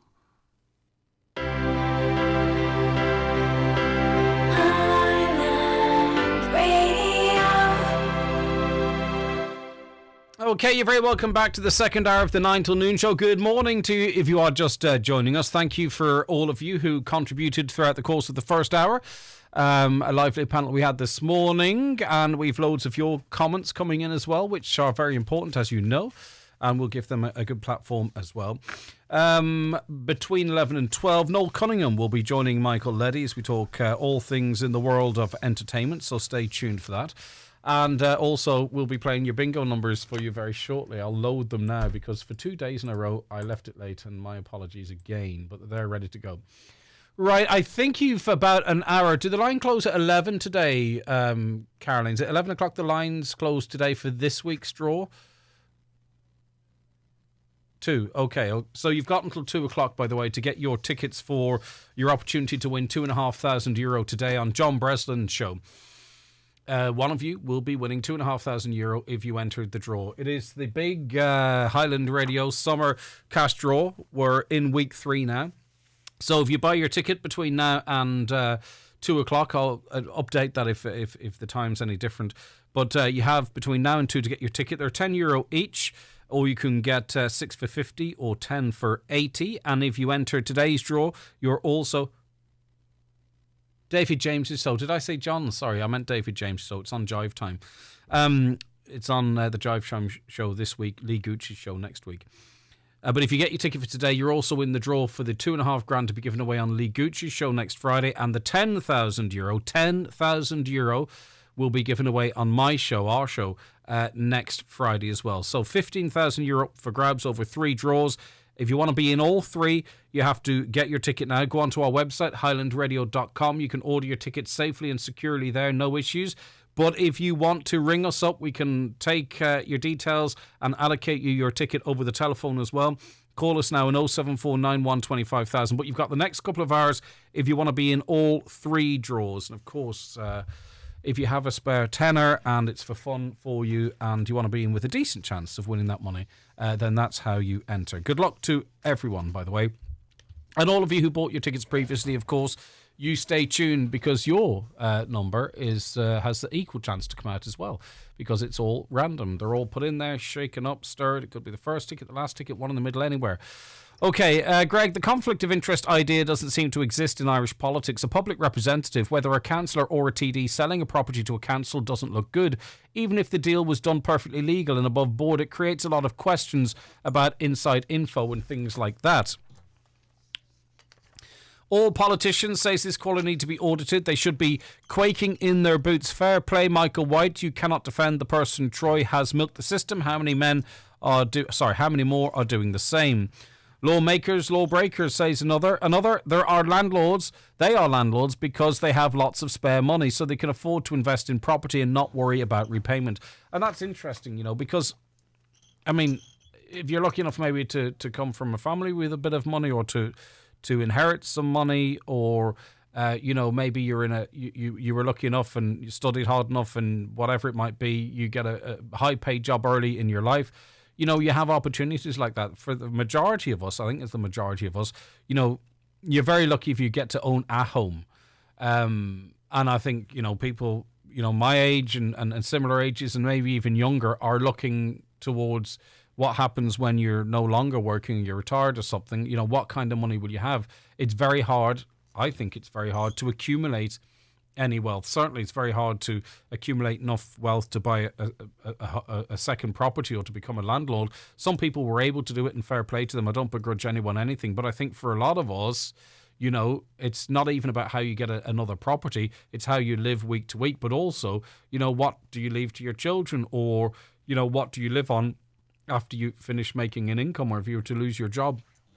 And I can't see how politicians can get that because they earn so much money. But I'm not critical. I wouldn't be a politician because I wouldn't. The money wouldn't justify what you have to go through for me personally. Okay, I don't think so. I'm not thick-skinned, and I don't think it would be very good for me personally. So I just think that's where the detachment comes from to some extent. Another caller says TDs get paid way above the national industrial salary, plus they get expenses. They should not be allowed to have a second job. It would be interesting maybe they should focus solely on the job in hand. There is a strong argument for that, I think. Classic Fianna Fáil, you'd think they'd learned from the past mistakes. Unbelievable that the leaders of both main parties backed him. People need to wake up, vote of anyone but these two parties. Vote for anyone but these two parties, says this caller. But it is, we also have to recognise that Fianna Fáil, and should recognise Fianna Fáil and Fine Gael, both, and Fine Gael particularly within the farming community, have very strong support and will continue to have very strong support, I'm sure. So nothing is a fait accompli. Just because a lot of people who are anti-government might text in, they might be more motivated to do so.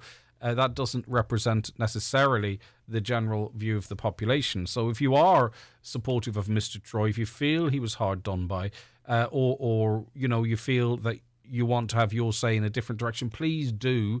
Don't feel that your point of view would be of any less importance. That's just an important thing for me to say. I just wanted to say I don't think Robert Troy has been cancelled. He's still a TD with a significant salary and pension. Is receiving passive income as a landlord, offers 11 properties on top of receiving state support for having tenants. Also, the fact that Fianna Fáil are thinking of replacing him with people who resigned over Gulfgate means they are even more out of touch with the general public than I realised. Robert Troy wanted HAP subsidy to be pushed up, so he was working in his own interests because he was benefiting from it. But he might have wanted it pushed up, but was he doing it because he knew he would benefit, or maybe he had an understanding of what landlords are going through? Just playing devil's advocate there. Senators are composed as follows: 11 nominated by the Taoiseach, 6 elected by the graduates of certain Irish universities, 3 by graduates of the University of Dublin. But I think my understanding was Lisa Chambers was appointed. She was one of the Taoiseach's nominations. But I have to check that out. A caller says, as an ordinary outsider citizen looking on, it appears to me that business people have strict conditions and regulations to adhere to, and if not adhered to, would result in severe penalties, but politicians seem to be exempt from the same treatment. And maybe that's where, and I think Seamus McDade did reference that, he's got that insight into business, and he's thinking, if we were at that crack, we wouldn't be long being pulled up. Another caller says, seems to be every week now we are seeing examples of corruption within our present unelected government.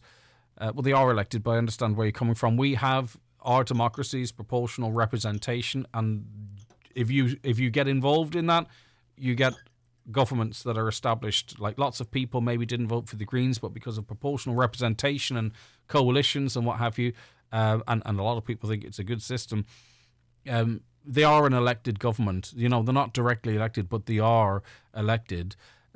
He's not Jesus. Who's this?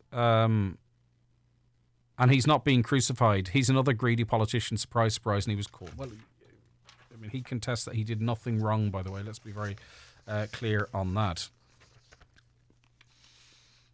Could you please give a big shout out for the paramedic cyclists who are currently on their final journey to Malin Head? They're raising money for the critical care doctor, Mr. Jerry Lane. Thank you. And we had Mr. Jerry Lane in as well ahead of that cycle, or just as that cycle was being launched. He's a former expert at Letterkenny University Hospital. Now gives up much of his spare time to work with the air ambulance crew in a car, going out saving people's lives effectively. So it is a really worthy cause. More than happy to support that. Right, I just want to mention before the bingo here, there is a series of coffee mornings taking place across the county. And you're invited to join at a location of your choice to catch up and find out more about how your membership of the Donegal Women in Business Network can help you and your business. So if you want to get involved with the Donegal Women in Business Network, a good opportunity to go along to one of these coffee mornings. You're invited to come along and join them for coffee this morning from 10:30 to 11:30 a.m. The coffee morning meetups will be at 6 different locations across Donegal. Simply look for the venue closest to you, they say, but I'm going to read them to you. So the venues for the coffee mornings, which are kicking off in 13 minutes and run to 11:30. The Weaver's Loft in McGee's, Donegal Town, Brown Sugar Bakery, Bundoran, the Bayview Hotel, Killybegs, Dillon's Hotel, Letterkenny, the Inishowen Gateway Hotel, Buncrana, and Revive Market House Coffee Bar, Dunfanaghy. And we're told that you'll have the opportunity to find out more about how your membership of Donegal Women in Business Network can benefit you and your business. You can meet other local business women and strengthen your connections. You can increase your reach through networking with other businesses, and you can chat with other like-minded people while enjoying a cup of coffee. And having spoken to people involved in that network, the networking element of it is really, really important, because it's people helping each other, which is fantastic. Okay, good luck if you are playing bingo today. Here are your numbers. It's time for NCBI Bingo on Highland Radio. It's Friday the 26th of August. You're playing on the yellow sheet. The reference number is S10. It's game number 34. The numbers are 55, 14, 18, 77, 33, 78, 53, 81, 64, and finally 35. Phone your claim to 9104833 before 8 tonight, leaving your name, contact number and the name of the shop where you purchased your book, and we'll call you back the next working day. Get all your NCBI bingo information at highlandradio.com. The 9 till noon show, brought to you by the Northwest Truck Fest, taking place this Saturday and Sunday in the grounds of Milford Mart, with proceeds to Ellie's Wish to Walk and MS Ireland Donegal branch. The Birth Information and Tracing Act is now here. People adopted, boarded out, or the subject of an illegal birth registration can access their birth information where available from October. A contact preference register has been established to enable these people, and those connected to them, to register their preference in relation to future contact with relatives.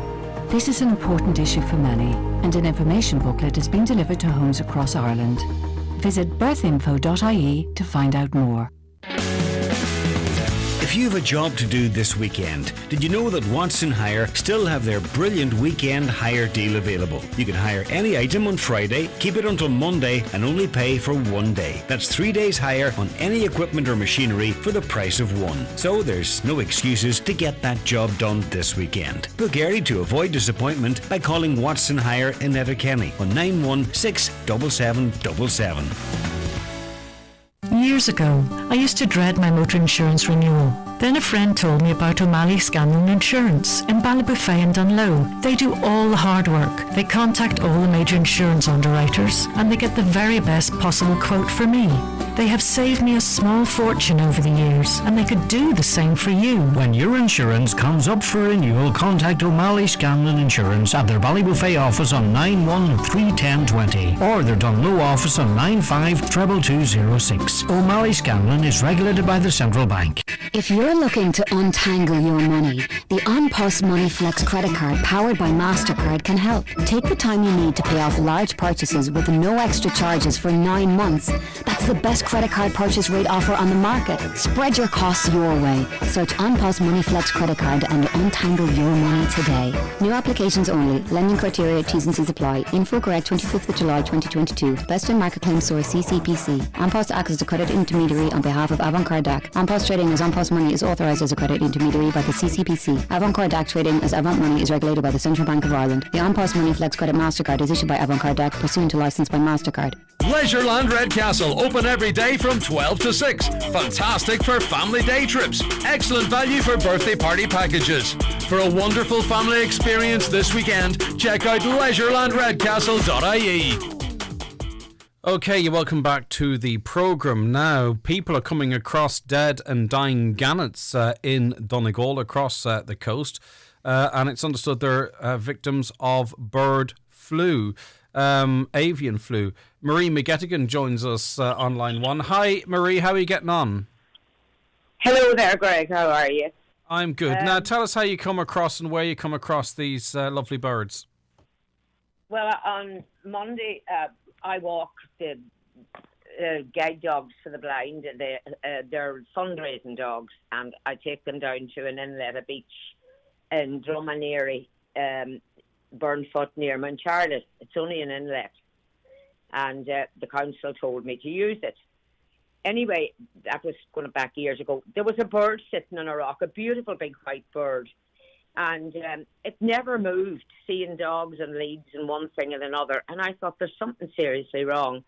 So I was talking to the fisherman on his way back, and he said they had some mackerel for it.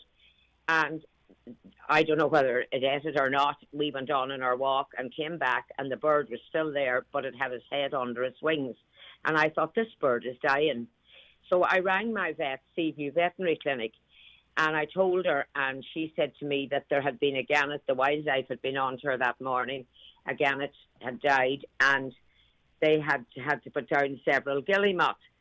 So anyway, the next day, its partner also arrived, and it was dying. The bird had died, the first bird, the first gannet. It was lying on the pathway, and the other bird was out in the water dying. They were obviously, I think, a breeding pair. That's my assumption. I don't know a lot about it. But anyway, it had died. It was dying, and Julie died. So there, I thought, what do I do? I rang Eureka again, and she said, you know, she could, if somebody would bring them to her, this was actually before the second one had died, she would inject them. Well, I said, it's too late for that. Yeah. You know, it's dying. And anyway, it died, and I rang Donegal County Council yesterday morning. I rang Lifford, and I was waiting for an environmental officer to ring me back, never did.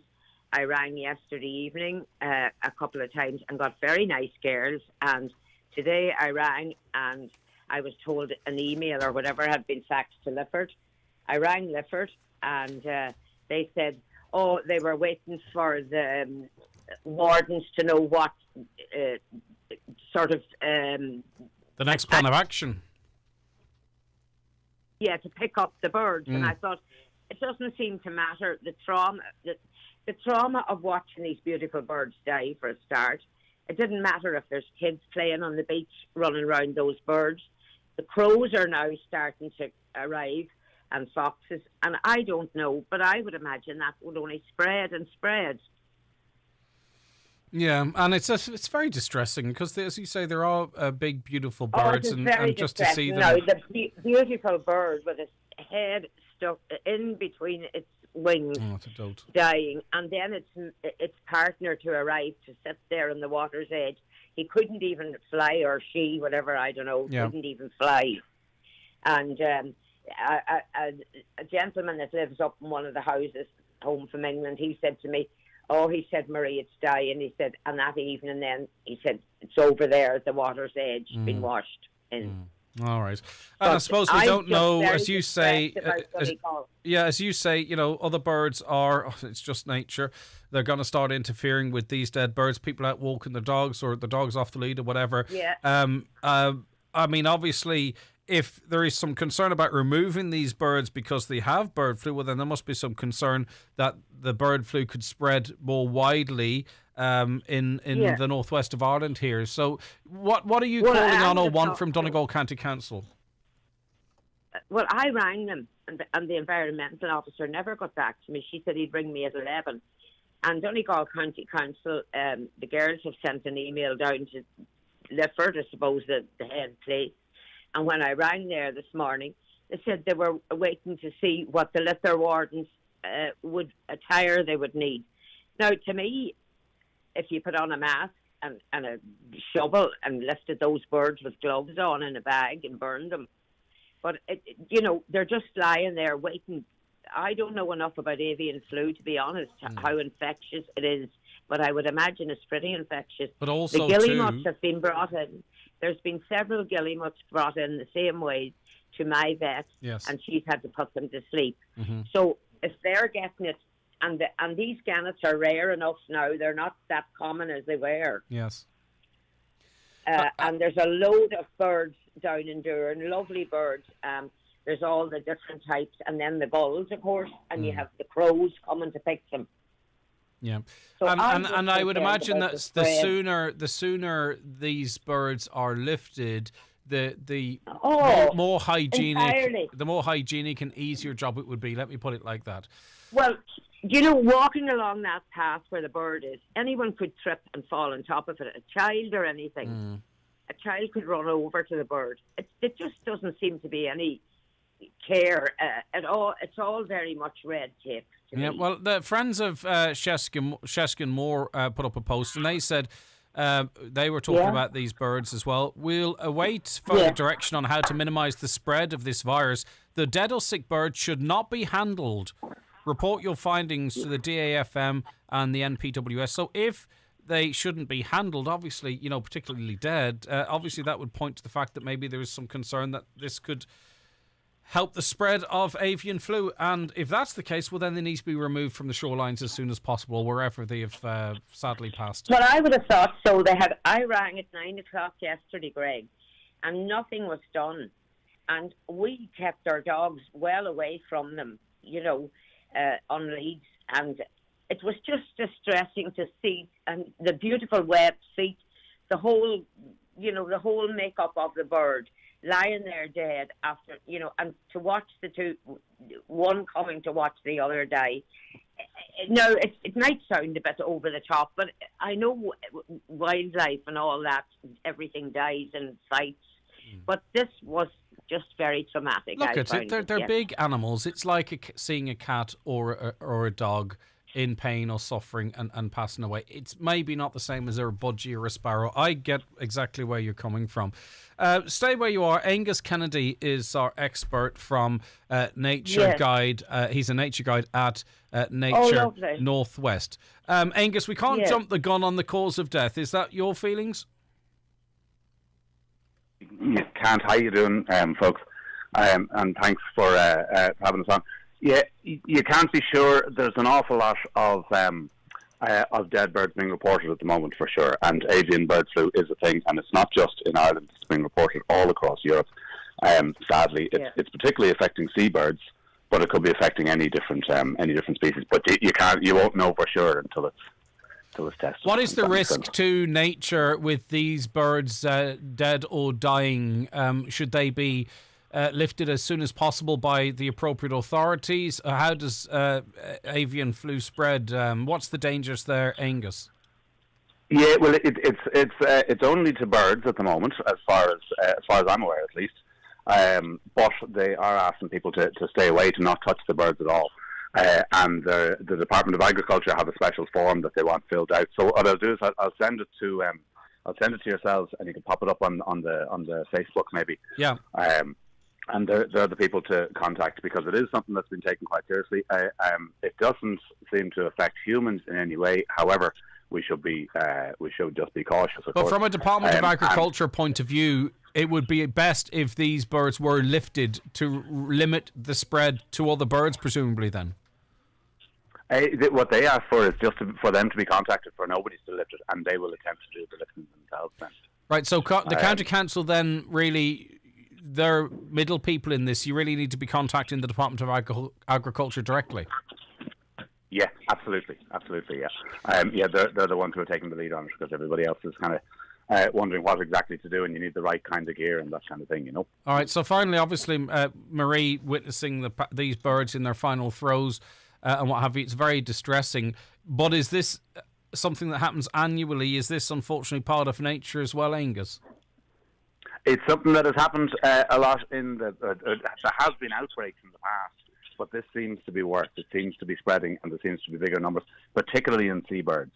There's a lot of, for instance, gannets have been seen washed up, which is a very unusual thing. Sometimes you might come across one if you're often wandering the beaches, a young one at this time of year.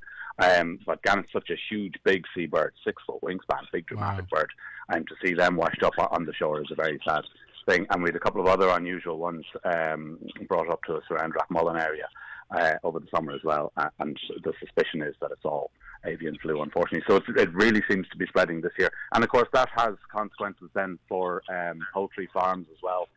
A little earlier on in the year, poultry farmers were asked to lock up their birds. That warning is not there as far as I'm aware at the moment, but we just need to be very careful of spreading it either to more bird populations or to other domestic populations. Marie, is there any questions you want to put to Angus directly, because I might be missing them, and you might have some. Well, Angus, I haven't a clue where to go. Donegal County Council should know to get in touch with the Department of Agriculture.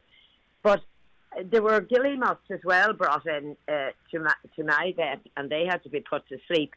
And I just think it's very lax of the council to leave these birds lying on a beach on an inlet where people are walking, children are walking. We have no idea of what's going on. But I saw that bird sitting on a stone for a day, dying, and then its partner arriving, finally making its way to it. And I found it very distressing. As you say, they're beautiful birds, they're beautiful webbed feet. You could go through, looking at them, you get a good chance, especially when they're lying dead on a footpath, on a pathway. I really didn't know what to do. I thought, well, if the council would be tell me, I mean, they're aware of what needs to be done. That they should be. Yeah, and the right thing to report is the council, I think. Anyway, they're our local authority.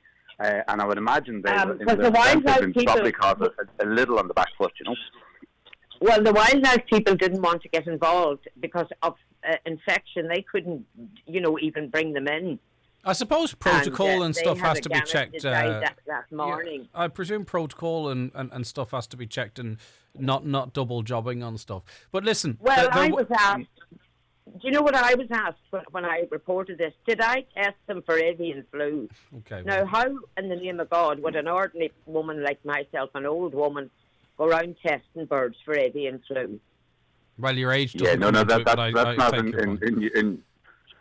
not in your remit or ours. But I think the fact that you flagged with the council a retired nurse.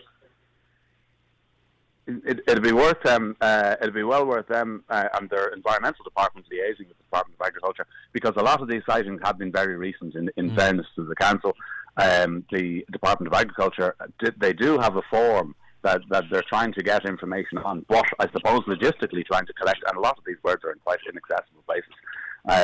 But do keep sending in reports. Do keep letting us know, because it's it's a very sad thing. Forward that form onto us. And what's your phone number? Do you have a phone number for people to report? What you can. Yeah, you can get me at naturenorthwest.ie and you'll find all my information there. So you can. Okie doke. Listen, thanks, Angus, very much indeed. Angus Kennedy, nature guide at Nature Northwest, and Marie McGettigan there. Thank you, Marie, for helping us to raise awareness of that issue as well. 086 60 25,000. That is the WhatsApp and text number.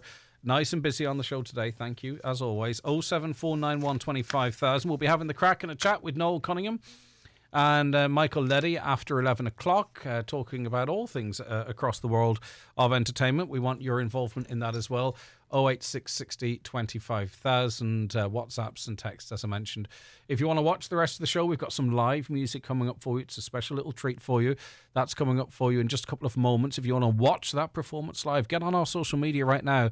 Highland Radio Ireland is the YouTube page, or you can go on our Facebook pages or straight to our website, highlandradio.com. Okay, let's take a break while we set up for you, and we'll be right back. The 9 till noon show in association with the Northwest Truck Fest this Saturday and Sunday at Milford Mart, with live music, family fun, a truck convoy and much more.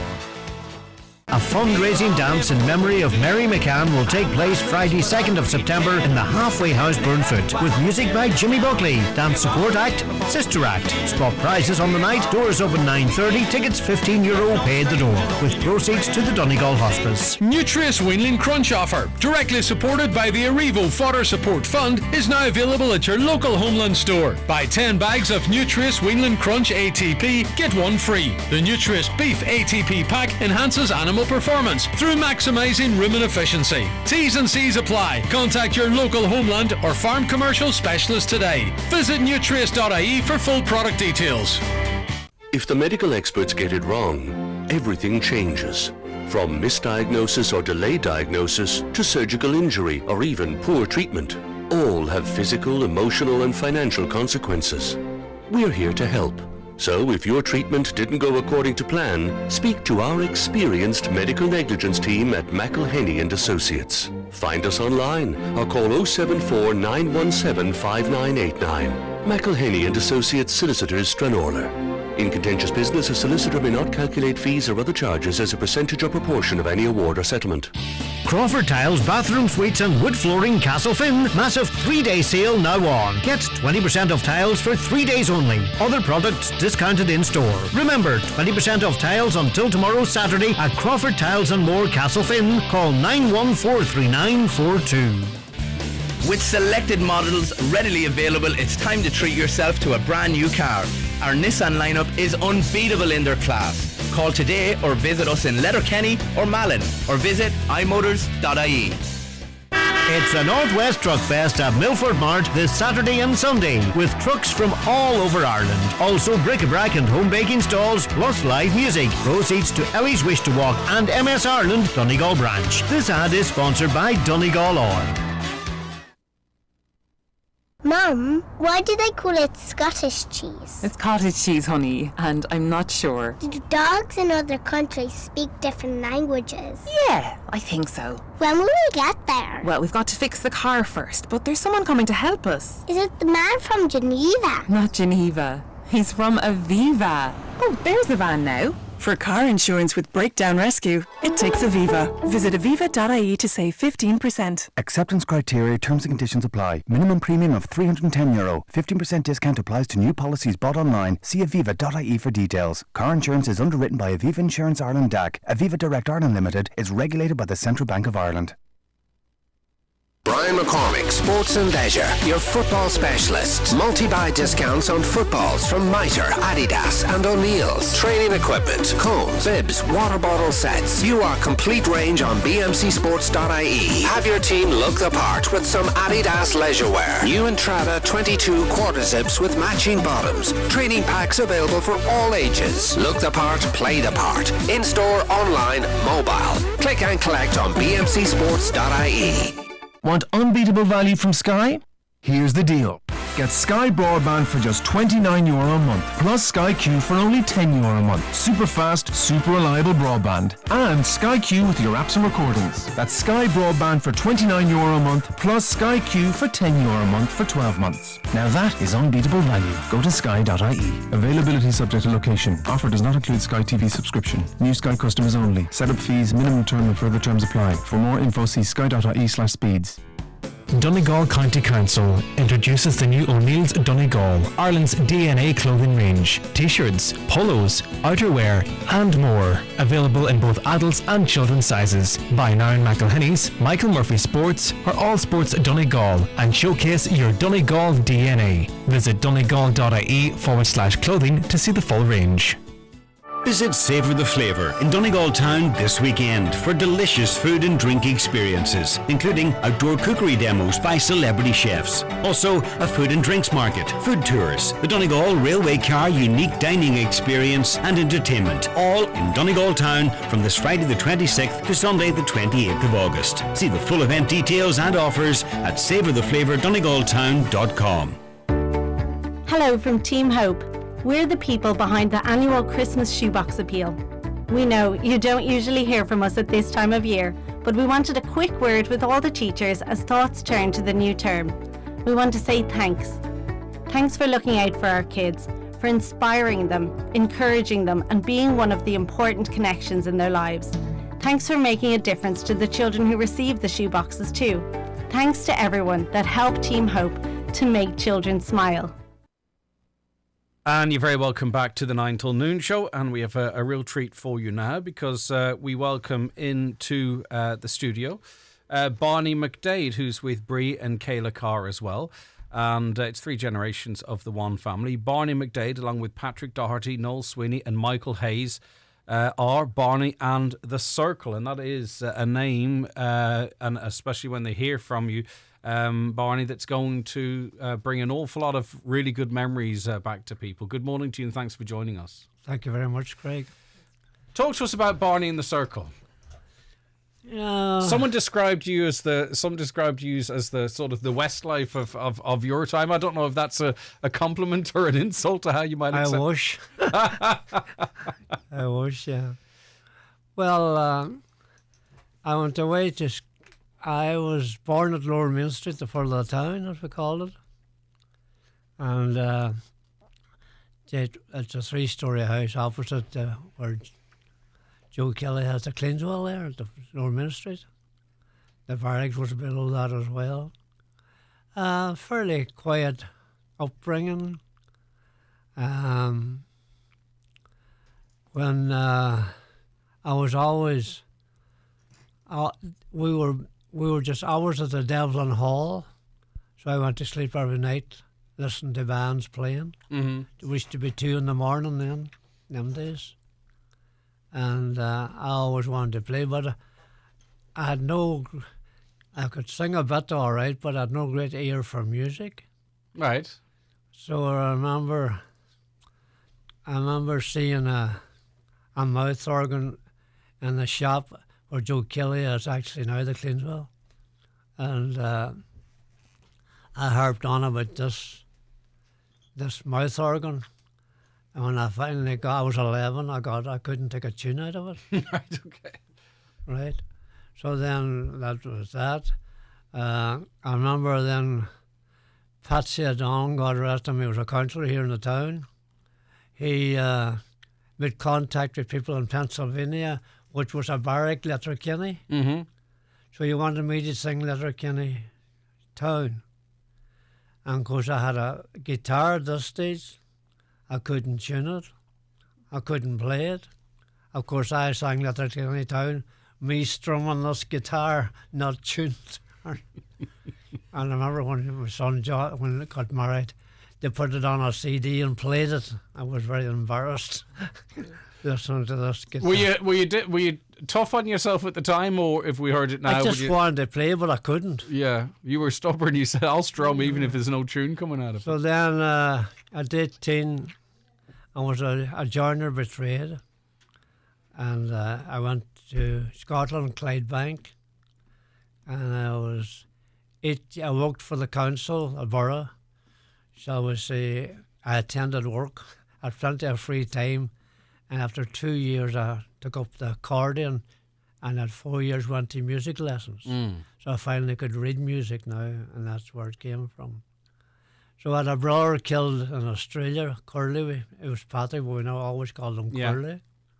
He was 23 at the time. Oh, that's so young. And I was 25. So I come home for his funeral, and I'm here since and going back. It's funny how life goes, isn't it? Yeah, and when we came for the fortnight Glasgow Fair, the Clydebank Fair holidays, we got together with Hugo Dilly, the Tombstone crowd. Mm-hmm. He played guitar, and we'd get together for the fortnight here, and we'd go to Downings and Fleetson and places like that.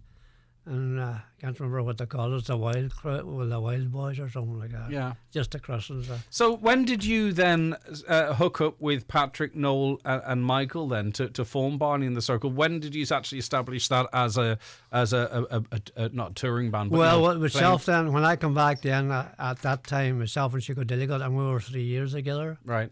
And we actually won the pub competition in '69, first. That's a Kenny Folk Festival. I don't know why, but we thought they were better groups, but anyway, we won it anyway. And then we broke up, and I approached Noel Swinney, who was just learning the guitar at the time.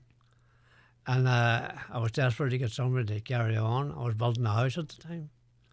And when I asked Noel, he says, well, he would try it. And for the first year, I sung most of the songs, and he sung maybe 2 or 3. Following year, I sung 2 or 3, and he sung most of the songs. So that was the kind of the start of the Circle. And then we were looking for a drummer, and we actually, Robert Howe, who played with the arrangement, and he was to come with us. Him actually gave us, I was looking for a simple name, and him come up with the idea of Circle. Easy spelt and easy to remember. But then the band is rough. He decided to stay with them. So then we were looking for a drummer, a singing drummer, which we couldn't get. So we got Paddy Doherty, who played the guitar, and he was our drummer. Took him a wee while. Okay. So you couldn't find a drummer, so you found a guitarist and made him a drummer? A singer. Or see, I sung... A singing drummer. I was the Camalia man. I sang all old stuff, Camalia, Hilda Glen Swilly and Rose Iron Moore and that kind of stuff. So when did you sort of realise as Barney in the Circle that this was going somewhere? Maybe it probably would be 74, probably. Yeah. Around about 74. We were young children, and the phone never stopped ringing because it was different, children's groups or old people's homes and different. If somebody was running something for charity, they didn't want just music. Apparently, this is what I'm hearing now as an adult. They wanted the crack, they wanted the entertainment as well, because when people are supporting something, they want to be entertained, not just the music. And to be honest, I'm listening to Dad here, and he's not giving himself much credit. He's been humble, and I can sense that right from the very beginning. I got that impression. But I was really a bluffer. I wouldn't know anything about that. Nor me. But the one most important thing I learned of you, I couldn't figure out how he could change the chords singing a song, and I was reading it, and he always knew when to change. Yeah. So I got the idea. I ended up. I can play with any guitar man now, as long as it's not too good. I can read the chords he's playing, and I'll play the same chords. Wow, that's amazing. It's like mathematical shapes. That's a real talent, though. I mean, that's a learned language. I don't know if there's anybody else doing that. No, but I can sit along with and.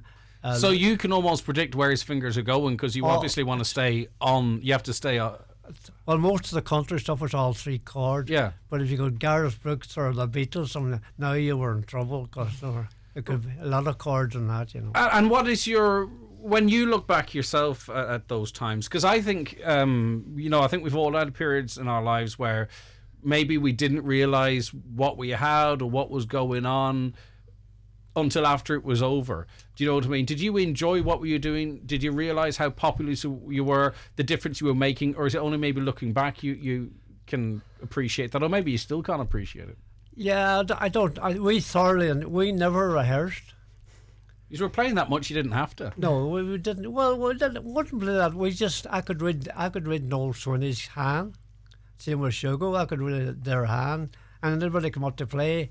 I sat on the right hand side, it was left-handed, and if it was right-handed, like Hugh McLean or John Charlie out in Glendone, they were right-handed, so I had to sit where I could see the chords. Okay. And even when we're on radio. TG Cahir, we were on Real This as a family. I'm watching Ben, her son. We've not rehearsed.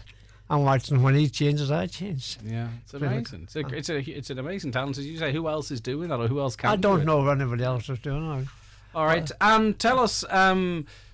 Obviously, you're with us, Barney, Patrick, Noel, and Michael. Barney in the circle. Yes, and Michael. Michael's a very good lead guitar man. Yeah, could play anything, and really, really good. And then he left. And we ended up Fergus Cleary, and we got invited to the US. Mm-hmm. That had been 1980. We went to Chicago. Wow! And then went back there 3 years. 83. Later, and that's Patrick Doherty actually got knocked down the first night after the gig. Wow! And he was a year off work, and he was 6 months in intensive care. And I think he was actually died twice. They brought him back. And Patrick's still going. He's still going, as is Noel and Michael. That's right. And Fergus. And Fergus, of course, sorry. Fergus the fifth well Beatle.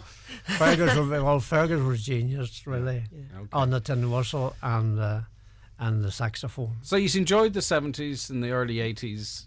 He's had good fun together. He's enjoyed it. We come up with we just don't think other people didn't do. And I think if you'd done it now, you'd be in jail. Yeah, well, maybe that's for a late night show. we might invite you back after hours for that version, maybe. I don't want to hear that. Yeah, well, you can tune out. I want to hear it. I want to hear the crack. This was the 70s and 80s. One of the most I done the hospital Christmas Day for 45 years. Wow. Amazing. Right, I don't want to run out of time here. You're going to reunite. You and the guys are reuniting. And there are a few other guests as How well. long is it since you've played together? Maybe Patrick Doherty was knocked down in 83, and that was the end of the circle. Right, so this concert, or this, you said getting together, it is a concert, it's called For Old Time's Sake. This is the first time you sort of played together for 30 odd years, is it? That's correct. Nearly 40. Early 40. 30, it's 30. Yeah. 39 years. Wow, no, of course it is. 83, that's it. Brilliant. So what's happening on the night, Brie? Well, it's kind of snowballed. It was meant to be originally just to get Daddy. As you can tell, he doesn't really a man for fuss, and he's turning 80. I kind of think he's enjoying this. I do too. Yeah. I think I don't prepare nothing. No, but I think you're enjoying it. I think you're enjoying what's to come. I think it's going to be lovely. It's it started off as being very informal. Just asking the guys if they would like to come together. Daddy doesn't like a lot of fuss, so he wasn't really keen on having a party for his 80th. So we thought it'd be a good idea to reach out to the boys and see if they'd be interested in getting together and having a few tunes. And I'm artist in residence below in the Our Clan in Gweedore, and when we were growing up, the circle where they're in Gweedore all the time, and when I'm in Gweedore, all I'm hearing about, Barney and the circle, we had some crack, he was some fun, and we just thought, since it started in Gweedore, what do you think, Dad? And the whole family, my brothers and sisters, Mum, everybody's just got right in behind, and it's just snowballed. And we decided, Daddy always wanted to do something for the Donegal Hospice, and as you know, it's one of my charities. And we're really, really delighted with Isabel in the hospice and everybody that's come on board. Kayla, you can hold that up there over there, just yeah, in front of you, so we have a listeners at home can see that are watching. We're officially launching the the I Donate page on the Donegal Hospice website on this show. Drum roll. Also, I there's have a drum tickets. roll, but I'll not find it in time. But go on. Do you know, you need to sing in drummer. Start off with a guitarist and see if we can make him a drummer. So my sister and a couple of my brothers have got local prizes from local businesses for a raffle and a raffle board. And even like Kayla's holding up, this is actually a handmade patchwork quilt that was donated, and there's crocheted blankets. And you can just see how luxurious that is, and it's wrapped beautiful. up in a plastic bag. Yeah, really well wrapped, and there's so many lovely wee prizes. And all the details are on the Donegal Hospice website page and on my own Brecar Music Facebook page. Are there any tickets left for this concert? Yes, I was very very cautious, thinking maybe there might be 30 or 40 people there, which would be great, and we ended up having to go back and get more tickets and go back and get more tickets. So Katie, you can put that down now. You've done a fantastic job. Well done. There's to pay at the door. Yeah. There's buses going too from Letterkenny. We're full. We have a full capacity going down. We have some friends coming down from the Letterkenny reunion as well, which is wonderful. And the astonishing thing is that we have an awful lot of people that we're ringing, looking for tickets that are actually wanting to drive down. So we're also carrying passengers ourselves. So it's like everybody's heading to Gweedore tonight. And this is going to be one of those. It's going to be a great night. It's on the 26th of August, which is tonight. Tonight at 7 o'clock. Okay. Yeah, and Noel suggested a lot of people are saying why the early time, because usually it's 7 o'clock, and usually 7 o'clock's all right, isn't it? It's not too early. It's not too early, but you know what it is? It's more. I think it's just more relaxed and more informal, and people. I think so. And there's so much for everyone, because there's a bit of nostalgia there as well. There is. And there'll be yarns. Maybe some of those stories that I don't want to hear will come out tonight. There's a brandy on the job maybe or something. And Anne Biddy's coming down tonight as well, and of course Anya Kern is banning tea, so there's and Seamus McGee's coming along, and a few other guests. Okay, well, shall we hear some music? Yeah, well, we're going to do, myself and Kayla are going to do one of the songs that Highland always plays, called My Father's Legacy. Yes. And it's nice to be able to play it for Dad on his 80th birthday. So okay, well, this is for you, give it a Dad. shot. Thank you very much. Take it away.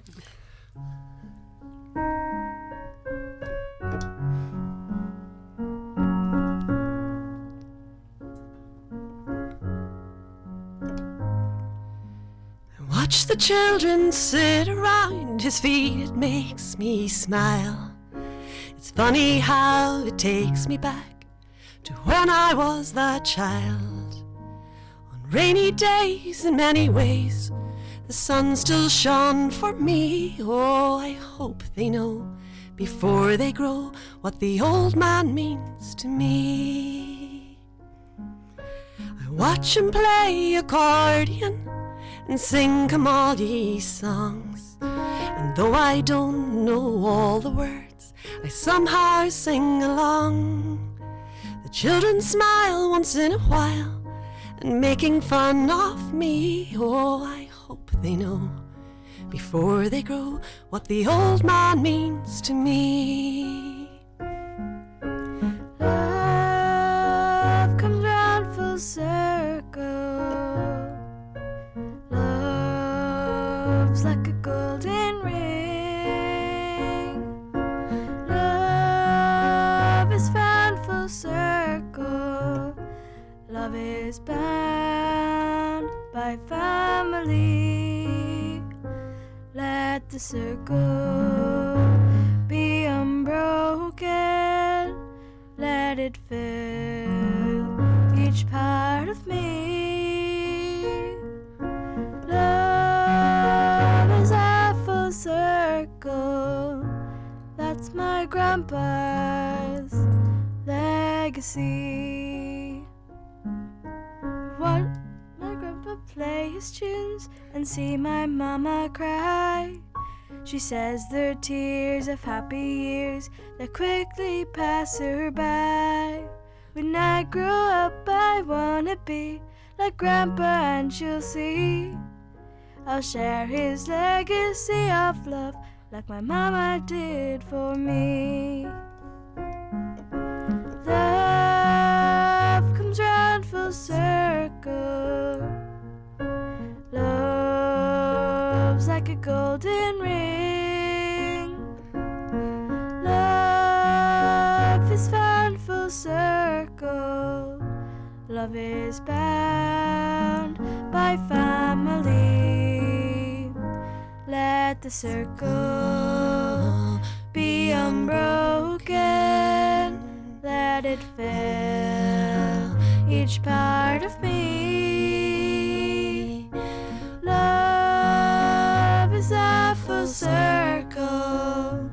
That's my father's legacy. Let the circle be unbroken. By and by, Lord, by and by. Let the circle come full circle. That's my father's legacy. That's my father's legacy.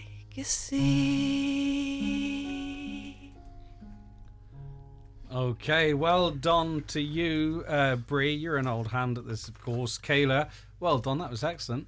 Thank you. That's lovely. Thank you. Barney? Thank you. It's not quite as exciting as Barney and the Circle, but you've got Barney and the Family Circle here, so...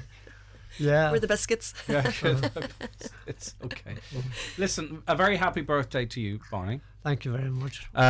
It's a lovely thing for you this evening.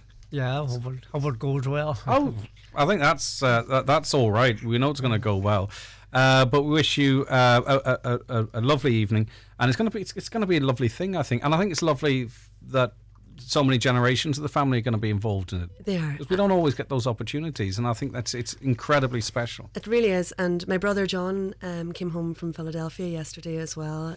You know what that means, doesn't it? He's going to get all the attention, and it's going to be like Bree who. That's always happens when a sibling flies in, okay, doesn't it? I want to bet amongst the family, you know yourself. Yeah. Wish Barney well from Isabel and all at the Donegal Hospice. A big thank you for doing the concert for us tonight. That's directly from the hospice, Barney, which I know that's important to you as well. Thank you, Chris. Caller says Barney played his wedding, his 25th wedding anniversary and his 40th wedding anniversary, and they also attended the Tech together. Congratulations to him, Tony and Teresa Gorman from Glencar. And there's loads coming in here. I just want to we're going to be 2 or 3 minutes late to the news, but you know what?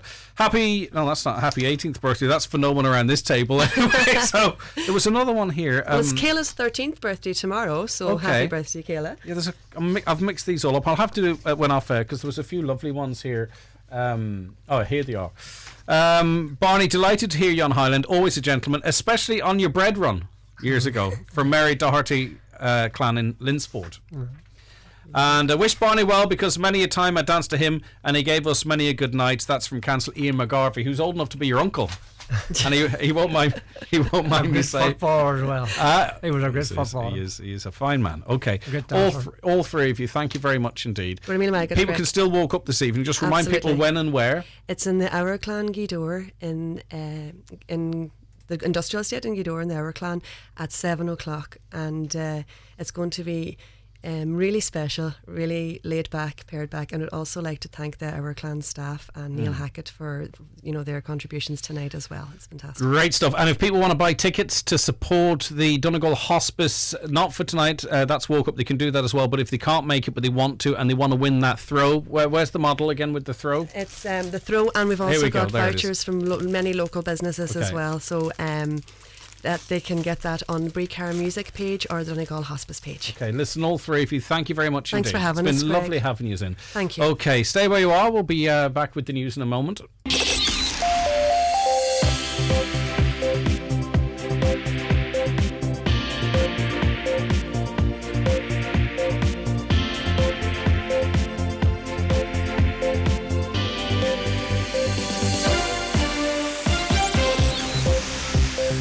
Okay, 3 minutes past 11. Donald Kavanagh, what's happening in the world of news? Thanks, Greg. Well, the EU is being urged to stop playing the British government's game when it comes to the Northern Ireland Protocol and hold firm on keeping it in place. The Border Communities Against Brexit organisation has been responding to speculation that if elected Tory leader and Prime Minister, one of Liz Truss's first actions will be to trigger Article 16. Donegal spokesperson Tom Murray says recent figures from Cooperation Ireland and the CSO clearly show that the protocol is working. He says it's time the EU took a hard line on its preservation.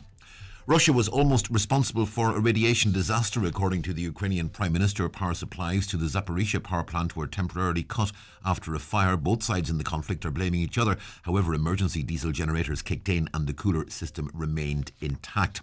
A professor of peace studies in Bradford says the Russian authorities are well aware that potential nuclear incidents cause concern. He believes that Vladimir Putin was trying to scare people. 60% of those under 35 say they can't afford to live in the area of their choice. Of 1,000 young people surveyed by the ESRI, over a third said they can't afford to live in the area they're from. The survey found that people in that age bracket only have a 1 in 2 chance of owning their own home in the future. Donegal County Council says there are no plans to introduce a one-way system at Hornhead, despite concerns the road is too narrow. Earlier this week, a landowner raised concerns about the lack of visible signage and questioned the suitability of the road for what's been a significant increase in traffic. A man's been arrested on suspicion of the murder of 9-year-old Olivia Pratt-Corbell, who was shot dead at her home in Liverpool. Merseyside police say the 36-year-old suspect is also being detained in connection with 2 other attempted murders. He was arrested during an operation involving armed police last night. And over 500,000 legal medicines were seized at airports, ports and mail sorting centres in the first 6 months of the year. The Health Products Regulatory Authority says sedatives were the most commonly seized medicines, followed by steroids and treatment for erectile dysfunction. The Director of Compliance with the HPRA says there is no guarantee that items online that are ordered meet Irish standards. And they are the headlines on this Friday morning. Don't forget, of course, headlines coming up again at 11 o'clock and the main evening news a bit later on at 1. But for now, we'll hand you back to Greg. You sound like you were filling there, Donald. What's going on? Greg, I would never for a minute suggest you were having your photograph taken, so I had to just sat back down again. This is where this is the professionalism that Donald Kavanagh brings. Thanks, Donald. Take care of yourself. Donald Kavanagh there. Back with... We'll be back with Michael and Noel Cunningham after we take this break. The 9 till noon show in association with the Northwest Truck Fest this Saturday and Sunday at Milford Mart, with live music, family fun, a truck convoy and much more. The big bucks are back. 4 Fridays. 4 winners. Plus 1 lucky jackpot.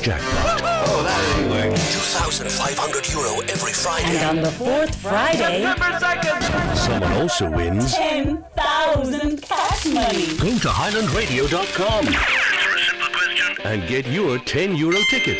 It's a whole new meaning to cash flow. Highland Radio. That's the way you do it. Get your money for nothing. Summer's just got better. At Cherrymore Kitchens and Bedrooms, we are now operating out of one new state-of-the-art showroom in Donegal Town. And we invite you to visit our new 5,000 square foot Donegal Town showroom to discover the latest eye-catching designs. Remember, at Cherrymore, you're dealing directly with the manufacturer, which means high-quality kitchens at factory prices. Start planning your dream kitchen or bedroom by calling Cherrymore on 074 9725 822. Cherrymore, 25 years delivering value, quality and service all over Ireland. Mr. Blue Sky, please tell us why. The Euro Millions jackpot is an estimated €100 million. Play responsibly, in-store, in-app or at lottery.ie. The National Lottery. It could be you. For a Portaloo for any event, contact the exclusive stockists in Donegal. Gortley Sales and Hire. Long-term and short-term quotes available for parties, festivals, weddings or any event across the county. Contact Gortley Sales and Hire in Letterkenny on 9126 276. Clear Mobile has 99% 4G population coverage. So where are people going? Out west with 4 bars and all. Dublin, outside of Dublin. Longford, Waterford, all the Fords. There you go. Choose great coverage with unlimited calls, texts and data for $12.99 a month for a limited time. Clearmobile.ie. You clear? They are. 30-day contract. Activation fee and fair usage applies. Max data speed 5 megabits per second. $12.99 subject to eligibility. Offer ends 30th of September 2022. See clearmobile.ie for terms. Enjoy family fun this Sunday at the Northwest Truck Fest at Milford Mart, with Truck Fest 10, live music plus prize giving for trucks in various categories, including the Decky Hullion Perpetual Trophy and George Tracy Memorial Trophy. This ad is sponsored by Donegal Tires.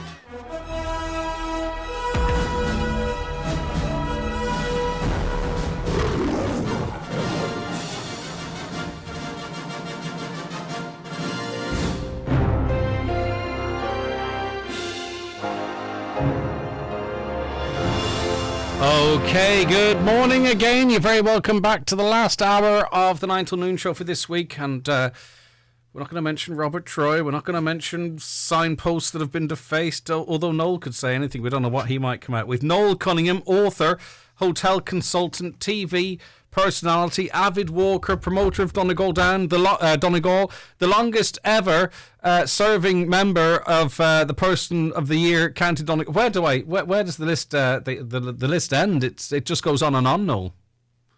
Well, as they say, is there anything else that I can add? Nothing, absolutely. I hate talking about myself anyway, but as long as I'm getting the due respect from Highland Radio. Take your diva hat off, would you, please? Look at you.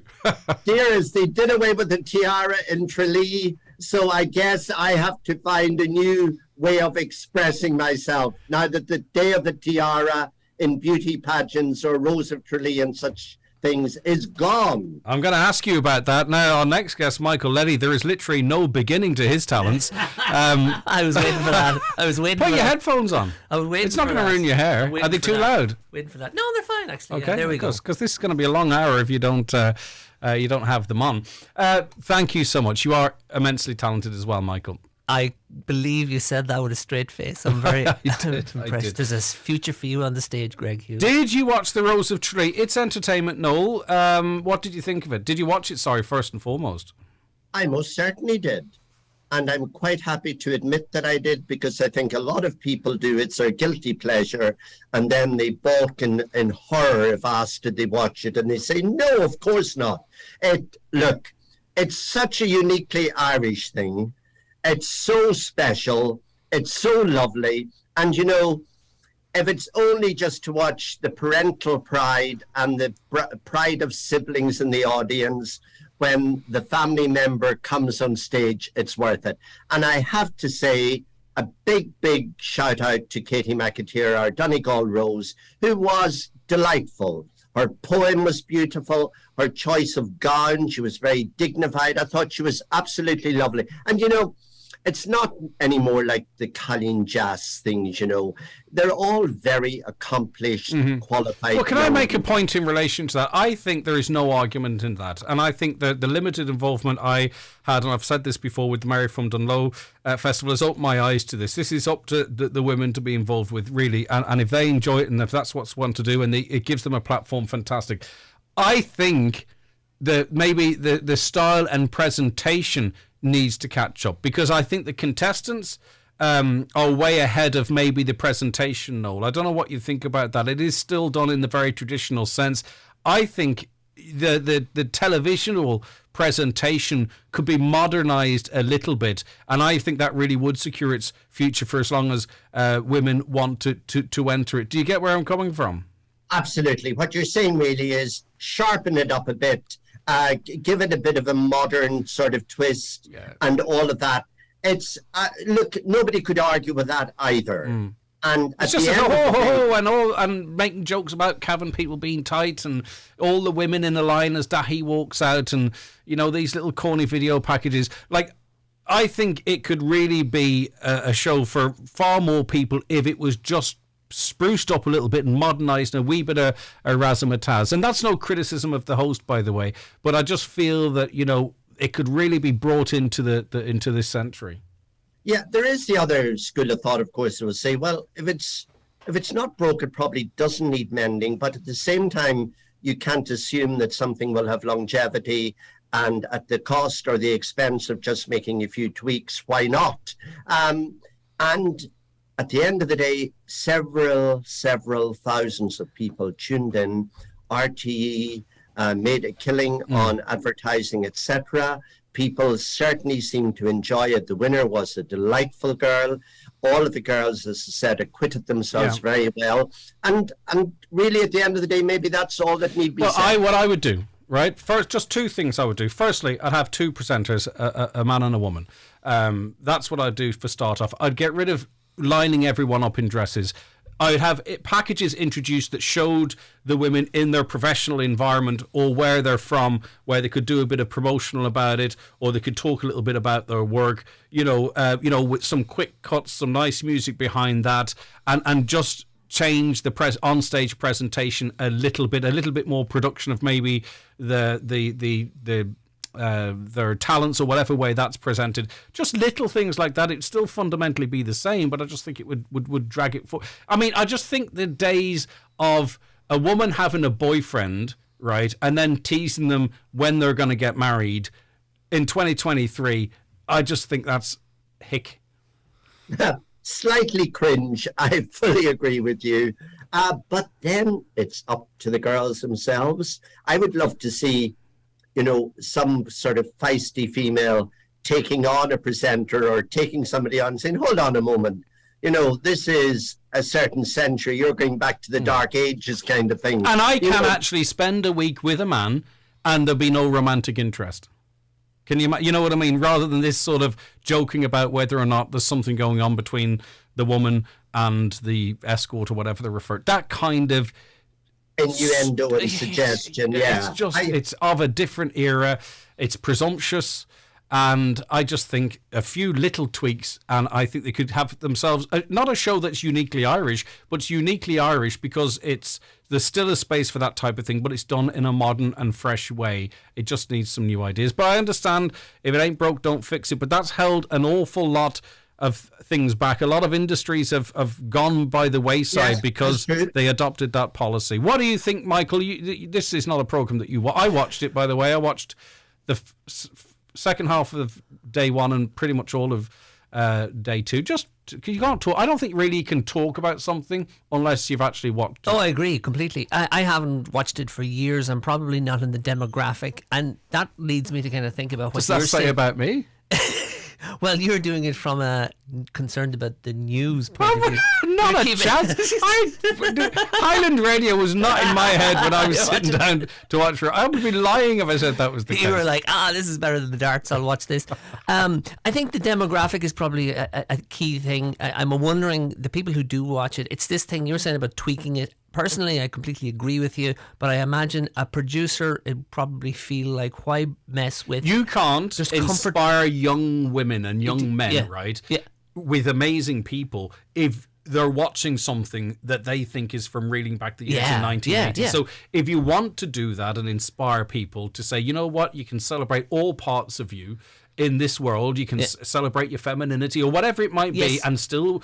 cut it at the top level of business, right? But you don't frame it where you get 33 women stand in a line in dresses and clap as a man walks between them to come on and present it. Things like that. That's all. It sounds like it hasn't changed at all, and I imagine it's the fact that it's like it's a tradition, and the producer comes in and goes like, I'm not going to mess with it, because people who turn on at 9:30 in August to watch this on 2 nights, they want to see the thing they saw when they were growing up. Mm-hmm.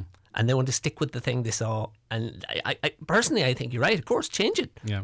I think next year will be the litmus test, really, Noel, because with the post-COVID, obviously they came back after COVID and they presented it as they presented it. I think really the future of events like that we'll really know perhaps next year, especially when TV stations are doing their budgeting and they're looking at the bottom line, and we might be in a tighter economy. We'll know much more about the future of a competition like that, I think, next year rather than this year. My guess would be that it'll be back in all its glory in a very similar format next year. I fully agree that the addition of a female presenter would add a little something. And secondly, it adds a stronger strain of questioning.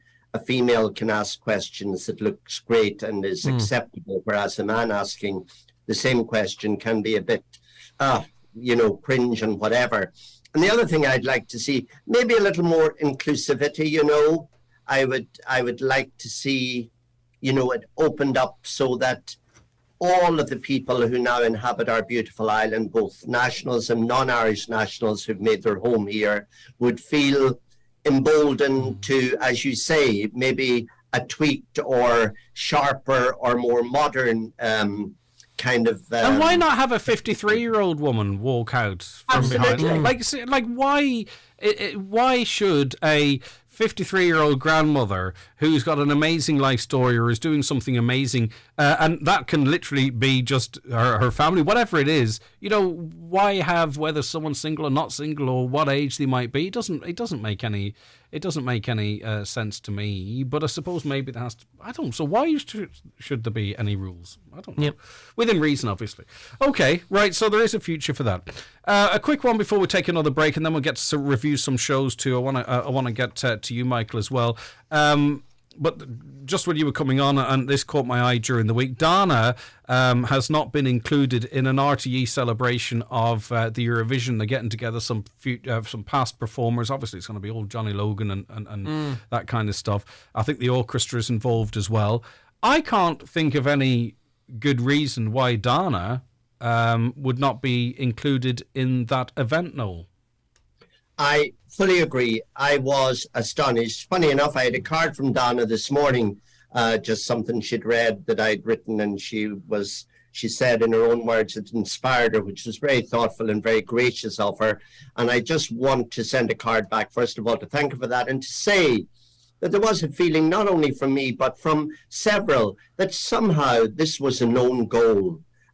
She should be at the National Concert Hall. She should be almost the guest of honor, because I remember, talk about remembering when President Kennedy died and so on and so forth. I remember precisely the date, the time when she won, the excitement, the sheer pride. I watched her coming back to Dublin Airport when Eurovision, we'd never won it. It was extraordinary. And that she was omitted from the guest list beggars belief. And look, what could the reason be? Is it politics or? I would have no idea. I don't know. I mean, remember when she ran for president, there was some dirt stirred up that had no basis in fact at all, etc. But how they could find a justifiable reason for not inviting Donna to such a celebration and such a concert beggars belief. And I might add that she's singing better than ever. You know, she's actually, her voice has improved with age. She's an incredible woman and terribly disappointing.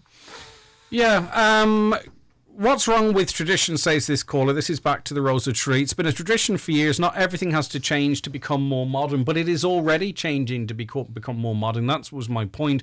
The only thing that hasn't changed is the production, but time will tell, and you may well be right. Margaret on Facebook, I watched every Rose. Fabulous 2 nights. Well done to all those ladies and their families. Well done to our Donegal Rose. And I have to say, the Sligo Rose from Giva in County Sligo also. Another caller says, though, the Rose of Tree is embarrassing to any right-thinking contemporary female and only caters to a backward-thinking type of person. Now, is that coming from a female or is that coming from a male? I don't know, but get up and tell those women that entered it that you know, I don't know. Okay. Yeah, they come with backwards. We just have a wee bit of each. We do have a wee bit of each to their own as well, and you don't have to like something to want it to. You know, you can dislike something without wanting it to go away as well. Okay. Right. Okay. So I wonder, will RTE turn on that Donna decision? We'll see. We'll get some more sort of entertainment commentary from Noel, both local and national and international, as we go on.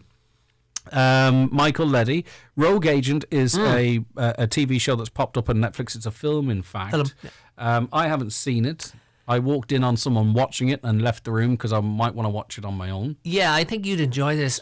Someone done the TV dirty on me, but anyway. But you've completely forgiven them. I can tell by the way you're glaring across the microphone. You're maybe familiar with this. Robert Freegard, there was a documentary already, Netflix, of The Puppet Master. I think Faluna may have watched it. He is a fascinating individual.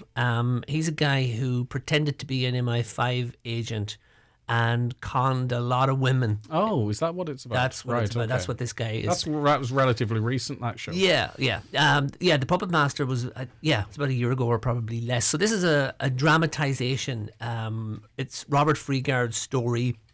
And then there's a fictionalized woman. I don't think it's actually one of the ladies, played by Gemma Arterton, who's fantastic in this.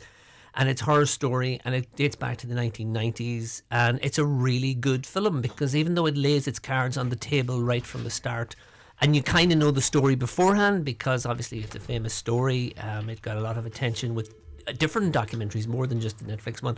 despite all of that, the narrative works very well. You see this woman meeting a man who from her narration and from a couple of scenes early in the story before she enters the story, we know he's a bit suspicious. We watch him as a master manipulator. Very pleasant, very charming, very handsome man, but clearly playing games with this woman, pulling her into his web, to be dramatic about it. And the first hour of the movie kind of plays out their relationship. Her wits are about her, and what I think is really good about this film is that in this story, when you read the story or you hear about the story, there is a tendency to victim blame, because you're inclined to think, how can these women be stupid enough to fall for this? In this film, she's very well written as a smart cookie, and her wits are about her, but he's always ahead of her, and that works very well. It's almost like a Columbo story where you have two people playing chess. She's smart, but he's just that bit smarter. The first hour... Did you watch the original document? It was told from the children's perspective, wasn't it? Am I on about the right show? I don't know of any children now in this. No, maybe no, I don't know. Right, I didn't see sorry. that. Yeah, go ahead. Sorry, basically, Mike. his thing was the movie opens with him working in 1993 in a pub in a student town. He befriends 3 students, and he leads them to believe that he's an MI5 agent and that he is investigating IRA activity in the college, taking fertilizer, etc., for bomb making. And he convinces these 3 to help him. And he basically spins a web where they must do certain things and tells them they will become part of MI5, but they have to cut off ties with their family as an exercise, and they have to live rough in the woods and so forth. And ultimately then he starts taking money from different women down through the decades, down through the 90s, noughties, and, well, I don't spoil the film. So basically the story focuses on one such character, a solicitor. She's smart, he's a bit smarter, and it becomes then the second hour of the movie is a real thriller where, like, she's really, there's a point in the movie midway through where she definitely knows he's suspect, but she looks him in the eye and swears that she loves him and she'll trust him, but we know she's out to get him, and the movie then, the second hour is far better. It's a really good film. Yeah. Thoroughly enjoyed the performances. Gemma Arterton, I'm a huge fan of her. And James Norton, I'm looking it up here, he's the guy who plays the lead, or well, the main character. The two of them are co-leads. I would recommend it. It's been on Netflix for a couple of weeks. It's a good thriller. If you don't know much of the story, it might work better, but I think marks out of 10. Good solid 8 from me. All right, excellent stuff. Right. Okay, we'll be back with more from Noel and Michael after we take a break. Stay right where you are. The 9 till noon show, brought to you by the Northwest Truck Fest, taking place this Saturday and Sunday in the grounds of Milford Mart, with proceeds to Ellie's Wish to Walk and MS Ireland Donegal branch. On this week's Business Matters, we dip into the archives to feature my chat with Letterkenny photographer and owner of the Christie Gallery, Brian McDade, which was first aired back in January. So join me, Ciara O'Donnell, for Business Matters on Sunday evening after the 6 o'clock news. The Business Matters podcast is also available to download at highlandradio.com. Business Matters, in association with the Faculty of Business at ATU Donegal. The part-time Level 8 Honours degree in Business is delivered through a mix of online and face-to-face lectures. Email execedbusiness@lyit.ie. That's EXECED business@lyit.ie, or call 9186206. Western farmers to benefit most from acres. In this week's Irish Farmers Journal, we analyse how much money acres will put in your back pocket after costs. Why selling your farm's carbon credits is high risk. What beef farmers need to do to guarantee their Beep S payment. Top labour saving tips from Tullamore Farm. We've essential advice on switching bank accounts. And it's your last chance to enter our competition with Zurich Farm Insurance to win €10,000. Pick up an entry form inside today's Irish Farmers Journal. Are you worried about trees on your property? Northwest Forestry Services Ballybuffet are fully insured and have over 40 years experience in dangerous tree removal, tree felling, surgery and stump grinding. For peace of mind, call Northwest Forest Services Ballybuffet for a no obligation quotation on 913233. Fleming doors, not flaming doors, garage doors, agri doors, insulated doors, milking parlour doors. Fleming, providing engineering solutions since 1860. Fleming, 91 48 234. Whatever the weather, night or day, Letterkenny Driving Range is open to 10 p.m. daily. Are you a beginner or thinking of taking up golf? Our bays allow you to practice the good and not so good shots for as little as €3. Practice makes perfect at Letterkenny Driving Range, open 7 days. Find us on Facebook.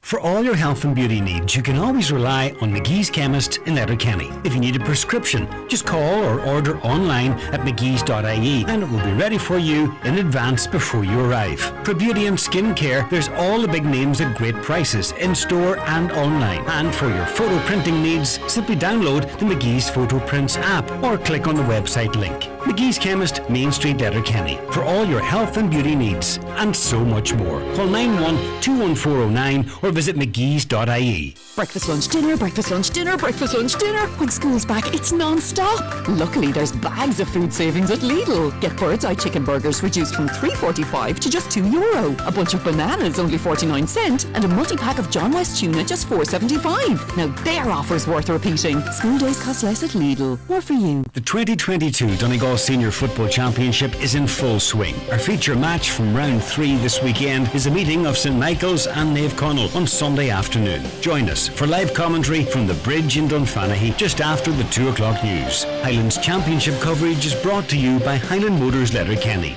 your main Renault and Dacia dealer in Donegal, with the iconic Dacia Duster, the family SUV for all your adventures. Available in diesel and petrol from just €200 per month. Lending terms and conditions apply. See Renault.ie. Suffering from hearing loss? Kingsbridge Hearing Care has arrived in the Northwest. Yes, we have a brand new clinic location at Kingsbridge Private Hospital in Ballykelly and can offer you a full range of hearing care provision, including enhanced hearing assessments and earwax removal treatment. So, what are you waiting for? Don't let hearing loss hold you back. Get in touch with our expert audiology team today. Call us on 048 9066 7030 or visit kingsbridgehearingcare.co.uk. Looking for your perfect, exquisite, award-winning wedding venue? The Red Door Country House Fawn is situated on the main road to Buncrana, just a short drive from Letterkenny and the city of Derry. We are hosting a wedding showcase in conjunction with Perfect Bliss Wedding Events on Saturday, August 27th from 12 p.m. to 2 p.m. and would like to invite you to visit on this date. Wedding Showcase, August 27th at the Red Door Country House, Fawn, Buncrana. Enjoy family fun this Sunday at the Northwest Truck Fest at Milford Mart with Truckfest 10, live music plus prize giving for trucks in various categories, including the Decky Hullion Perpetual Trophy and George Tracy Memorial Trophy. This ad is sponsored by Donegal Tyres. Okay, you're very welcome back. I heard just after 8 o'clock this morning, Lee Gooch played Britney Spears' new track. It's a collaboration with Elton John, and there was a nice video that was released on Elton John's Instagram during the week, whereby it was a very sort of normal thing to do. He was on holiday somewhere, seemingly. He went up and got the DJ to play the track and sang over it. It was a nice wee video.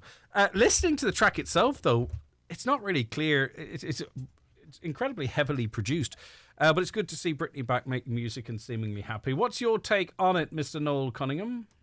Well, you know what? I just want Britney Spears to be happy and to find a happiness in her later life. She's kind of been to hell and back. We will never know the full story. The conservatorship with her father, all of that kind of muck that was raked up. And more recently, her former husband has made suggestions about their sons not wanting to see her. I thought Elton John, and I look for kindness in people, I thought it was so lovely because Britney Spears put up a comment about being a backing singer or a support singer. And he immediately went on Twitter and said, you are so much more basically than a backing singer. And it was both kind and generous and touching. And look, as far as making music or whatever is concerned, they don't have to try very hard. Elton John is a legend. He's an icon. Whatever he does will sell. It will bring in money by the truckloads. Britney Spears, I think there's a great deal of goodwill out there for her, and I can only wish her well. And also Elton John, I mean, to be doing what he's doing at his age, and I think there's a kind of a normality about him insofar as anybody with that level of fame can be normal, but, you know, just doing what you said, getting up, singing over a track. It's lovely. And he found a very good partner in life in David Furnish, who's been a massive support to Good the for him. man. So yeah, good luck. I hate to see even now, though, the media, they dislike Britney Spears. There's something about her they don't like. And even the fact that she chose to post some pictures on her Instagram where she's topless but covering her boobs with her hands, that in some way that's an indication of the state of her mental health. When it's just a person who's been under the cosh for all of her life. And you know what? If that's how she wants to express herself, that's fine. It doesn't make her a bad person. There's lots of people at it. But they just want to hound her. I don't know what they want to achieve from it. Maybe want those pictures again that probably triggered all of this, where she ended up being pictured shaving her head when she was going through an incredible, difficult time of her life. Is that what they're looking for again? How far can we push this woman to get another breakdown, to sell more papers or to get more clicks? It's horrendous that the media, a lot of it, much of it's brilliant, a lot of it's revolting. Well, a normal behaving, sort of carrying on with everyday life Britney Spears isn't going to sell newspapers or magazines. And by the same token, I think that people like Britney Spears have at times to take people on board and to take advice and to be just a little bit cautious about what you do, because at the end of the day, you don't want to provide fodder for a negative strand that's out there already. But as I said, I would only wish her well. The press would, I shouldn't say probably, love to see her crash and burn again. She most certainly won't, I hope. And one could only wish her well. There's a lot of love out there for her. Yeah, I agree. And she's not a backing singer. She's a global superstar. There aren't many people that you could say Britney to 1,000 people, and probably 950 of them would say Britney Spears. Yes, Madonna absolutely. has that. Maybe Diana, maybe even Elton. I don't know, but there's very, very few people you could simply say their first name in four corners of the world and people might know who you're talking about. So she's far from a backing singer. She's a global superstar. Was it you or Fanula enjoyed the documentary on her life? Okay, yeah, very much so, yeah. And I totally agree with everything Noel said. I wouldn't have been in the demographic to listen to her music. I don't really know her music. What demographic are you in? Is it just on I just yeah, come in here, Noel. Pull him up on this demographic. What is this? What is this all about in the demographic? You can't watch Rosa Tralee because it's outside of your demographic. Now Britney Spears. What I know, yeah. are you, man? I think I must be in the Star Trek / Marvel Comics demographic. Do you know what he is? No. And I can answer you. It's this will be summed up good. in a 4-lettered word. He's a nerd. That's And I mean that in the best possible That's sense. the second time I've been told that this But week. you That's- are, very and you close. are, and what you are too is you're a very cool nerd. Oh, You're a right. nerd. Okay, You know? excellent. But I did watch the documentary. I thought it was horrendous what that woman went through. I absolutely agree. The media pounced on her in what was arguably the worst day of her life. I mean, she was having an issue with not being allowed to see her children. Of course, she was acting out. Those photographs ruined her career and tragically ruined her life for a decade plus because of what happened since. So glad that conservatorship is over and that she's free, and let her just alone. Let her express I want herself nothing anyway. but good for her. Yeah, let her just express herself any way she wants. I think it was, and I think, yeah, unfortunately, And do you they know can't be what? like vultures. If there are families listening to this program where there's custody issues, or there's problems, or there's disagreement, yes, let it play out in private. It is not in the public's interest. That's someone's personal life, Not and let in it play the- out. yeah. If there is an issue there, let it play out in private. Yeah, not in the because you public can't interest, in some not- way pretend that you're caring about children, but putting them in the spotlight in that kind of context for them to see. So have a bit of moral backbone. Yeah. And leave that type of stuff. There has to be things that are hands off. And for me, if parents are trying to sort out access or whatever it is, Leave that's them. private. Yeah, it's That's not. The personal. key thing there you said was not in the public interest. It's just not. And the paparazzi following her around or commentators commenting on whatever she posts, it's not in the public interest. It just isn't. Who cares? Like, there are more serious issues. Like, why do the people who make keys also repair shoes? Like that's a I burning. have never gotten to the bottom of that one yet, but every time I have an opportunity to get it in there, I shall. And is that a 3-part series? Going to come back to that next Friday as well? Is that like an ongoing series? Thank you for listening. Right, okay. The food festival in Donegal Town. Talk to me a little bit about that, Noel. As I say, we're covering all stuff today. It's a bit of a scaled back, pared down version of it, is it? Or is it all bells and whistles? Well, I suppose the food festival in Donegal has become synonymous with large crowds, an incredible weekend, music, song, laughter, and amazing food offerings and wonderful stalls serving and titillating the palate, and all manner of wonderful bars set up to taste drinks. Can I just say none of that is in Michael's demographic? I was just especially the titillating of taste bugs. It is not in his demographic. Poor Michael. Poor Michael. We're getting at you now, Michael. And it's not like Greg to do that. I suppose you could call this a pared back, but it's not really pared back at all. I kind of think it's something different, a different approach, more involvement with establishments that are providing catering and wonderful food and wonderful bars and all of that.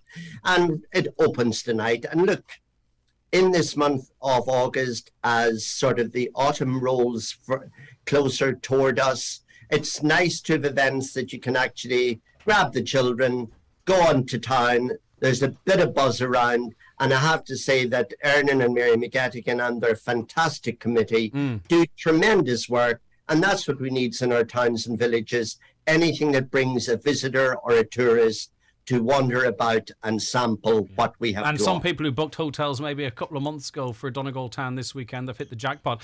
Is it located on the Diamond this year? No. Yes, and as I say, a lot of participation in other sort of what I call arterial places, which is rather nice. Yeah. And it's going to be, you will be very surprised. And do you see this as a reincarnation? Oh yeah, I would call it that. Yeah, okay. And maybe it's the perfect bridge between the previous event and perhaps what will, no more than the Rose of Tralee, might come out of this one. Okay. We may end up with a completely different festival next year. Excellent. Bringing the best of both. And it starts tonight, runs through the weekend. Absolutely. Okay, brilliant stuff. That is the food festival taking place in Donegal Town. Michael, I don't even want to look at you now, because you're looking at me as if to say, what am I going to say? Next? Nothing. I'm never going to use the word demographic on air again in my entire life. It's just it's off limits. Oh, please. Come here. We'll be back with more from Noel and Michael after we take a break. And the Truck Fest, we really appreciate the Northwest Truck Fest supporting the programme and their sponsors supporting the programme all of this week. They've an event running from the 27th to the 28th of August. No, before we go to the break, for such a small county, and we're big, but in terms of population, we've got so much going on in terms of diversity and choices in different locations. You know, you can go to the food festival in Donegal Town this weekend, or if you want to, head to Milford and enjoy the Northwest Truck Fest, or split it between the 2 days. We've got so much on offer here, don't we, when you think about it? And it's a joy for me to sort of be in a position to celebrate it and talk about it. But it's a testament. We're so much variety now. There's no doubt about that. And if I'm not mistaken, there's a lovely event out on Arnmore today, this weekend as well, a bit of country music and buckclap and about. And, you know, there are so many wonderful people in our communities, in our county, keeping the flame alight, doing marvellous things, and God bless them. I've been to various festivals all summer, and you have to give them credit for the work, they put in. So we're a great county, simple as. For sure, I agree. All right, back in a mo. The 9 till noon show in association with the Northwest Truck Fest this Saturday and Sunday at Milford Mart, with live music, family fun, a truck convoy and much more. If you're aged 50 to 64, it's time to boost your protection from COVID-19. Your protection from previous vaccines or from COVID-19 infection decreases over time. Your next vaccine will help protect you from serious illness in the months ahead. Book an appointment at a HSE vaccination centre on hse.ie. Call our team in HSE Live on 1800 700 700 or contact a participating GP or pharmacy. From the HSE, for us all.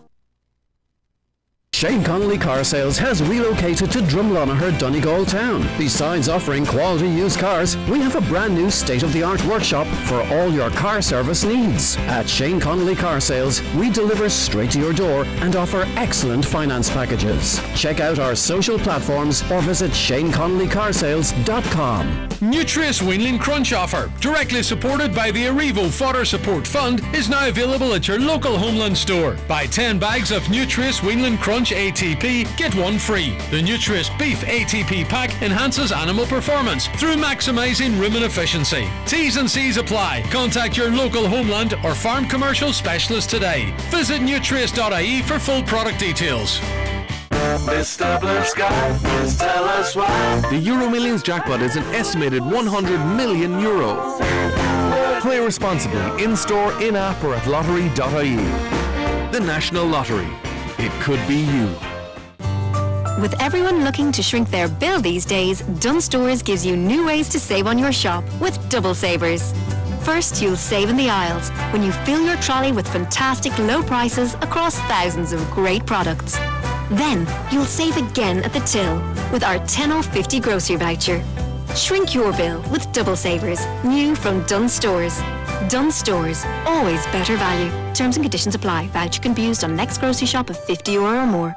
Are you one of Donegal's next female entrepreneurs? Ambition is a pre-accelerator programme run by Local Enterprise Office Donegal. Ambition focuses on early-stage female entrepreneurs, promoting the skills and resilience needed to develop globally scalable ventures, attract investment and create jobs. Ambition is open to female founders, entrepreneurs, or those with a strong startup idea with potential to be globally scalable who have links to Donegal. Apply before the September the 7th deadline at localenterprise.ie/Donegal. It's the Northwest Truck Fest at Milford Mart this Saturday and Sunday with trucks from all over Ireland. Also bric-a-brac and home baking stalls plus live music. Proceeds to Ellie's Wish to Walk and MS Ireland Donegal branch. This ad is sponsored by Donegal Oil. Do you currently have vacancies that need urgently filled? Have you tried various ways to find new staff but didn't succeed? Let Highland Radio help you source and fill your current vacancies in the most cost-effective way. Simply sign up to our new job spot and we will tell our listeners about your vacancies both on air and online. Every Monday, Wednesday and Friday during our primetime shows, we will broadcast the latest job opportunities across the Northwest and into counties Derry and Tyrone. All job listings will be available online at highlandradio.com. For more information, contact the advertising team on 07491 25322 or email advertising@highlandradio.com. Highland Radio, we're here for you. Tesco Club Card has the power to lower prices on back-to-school dinners like Tesco Fire Pit 6 Jumbo Sausages 600 gram, Tesco Fire Pit Beef Burgers 600 gram and more, now any 3 for €10. Plus Finest Spaghetti Carbonara 400 gram, Finest Chicken Korma 450 gram and more, now any 2 for €10. It can't stop food fights though, nothing's that powerful. Lower the cost of your shop with your Tesco Club Card or app. The power to lower prices. Tesco. Every little helps. Product subject to availability. Smooths Express stores. Your next move matters. So why not move better? Start your move to permanent TSB today. Visit our Moving Bank online hub to guide you through the next steps. So don't just move bank. Move better. Search permanent TSB Moving Bank. Qualifying criteria, terms and conditions apply. Permanent TSB PLC is regulated by the Central Bank of Ireland. It's the final chance to save at Homeland with our summer garden clearance. Razier Table Fire Pit, only €149. Save €50. Omega 200 Gas Barbecue, €179. Save €50. And there's Madrid Patio Planters, buy one, get one free. Shop our full range of offers in-store and online at homeland.ie while stocks last. What's your dream job? Lawyer, engineer, criminologist or software developer? Do you want to develop renewable energies, create the next great drama or improve people's health? anything is possible at Ulster University Magee campus, where you can study in the heart of Derry, Londonderry. Hearing places are now available to help you realise your ambitions. It's time to say hello future. Apply now for September 2022 at ulster.ac.uk.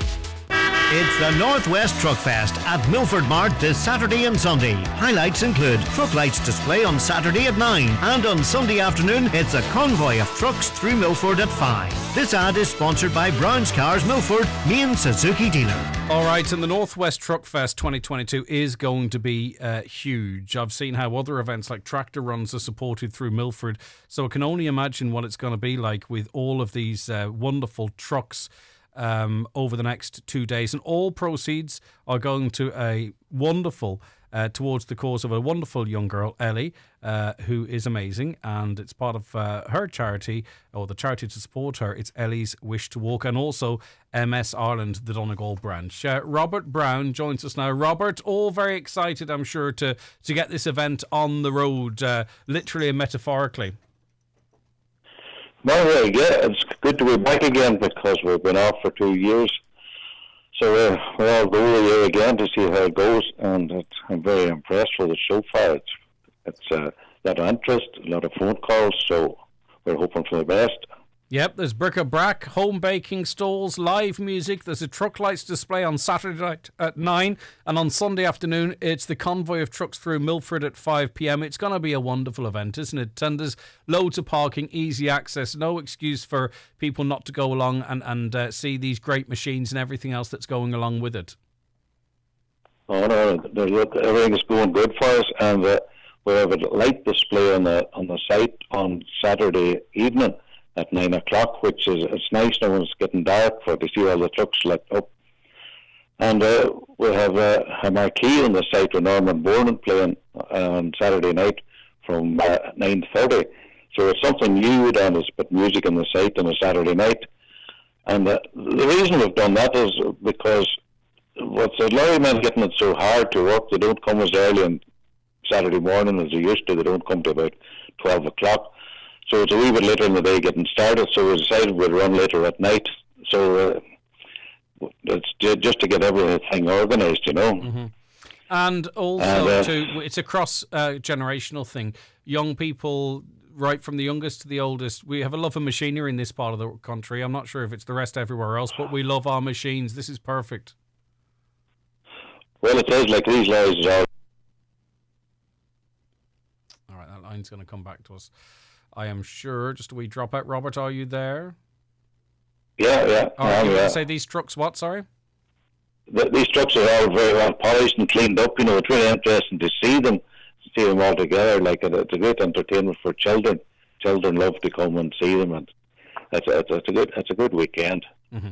And then we have the convoy down through Milford on Saturday or Sunday evening.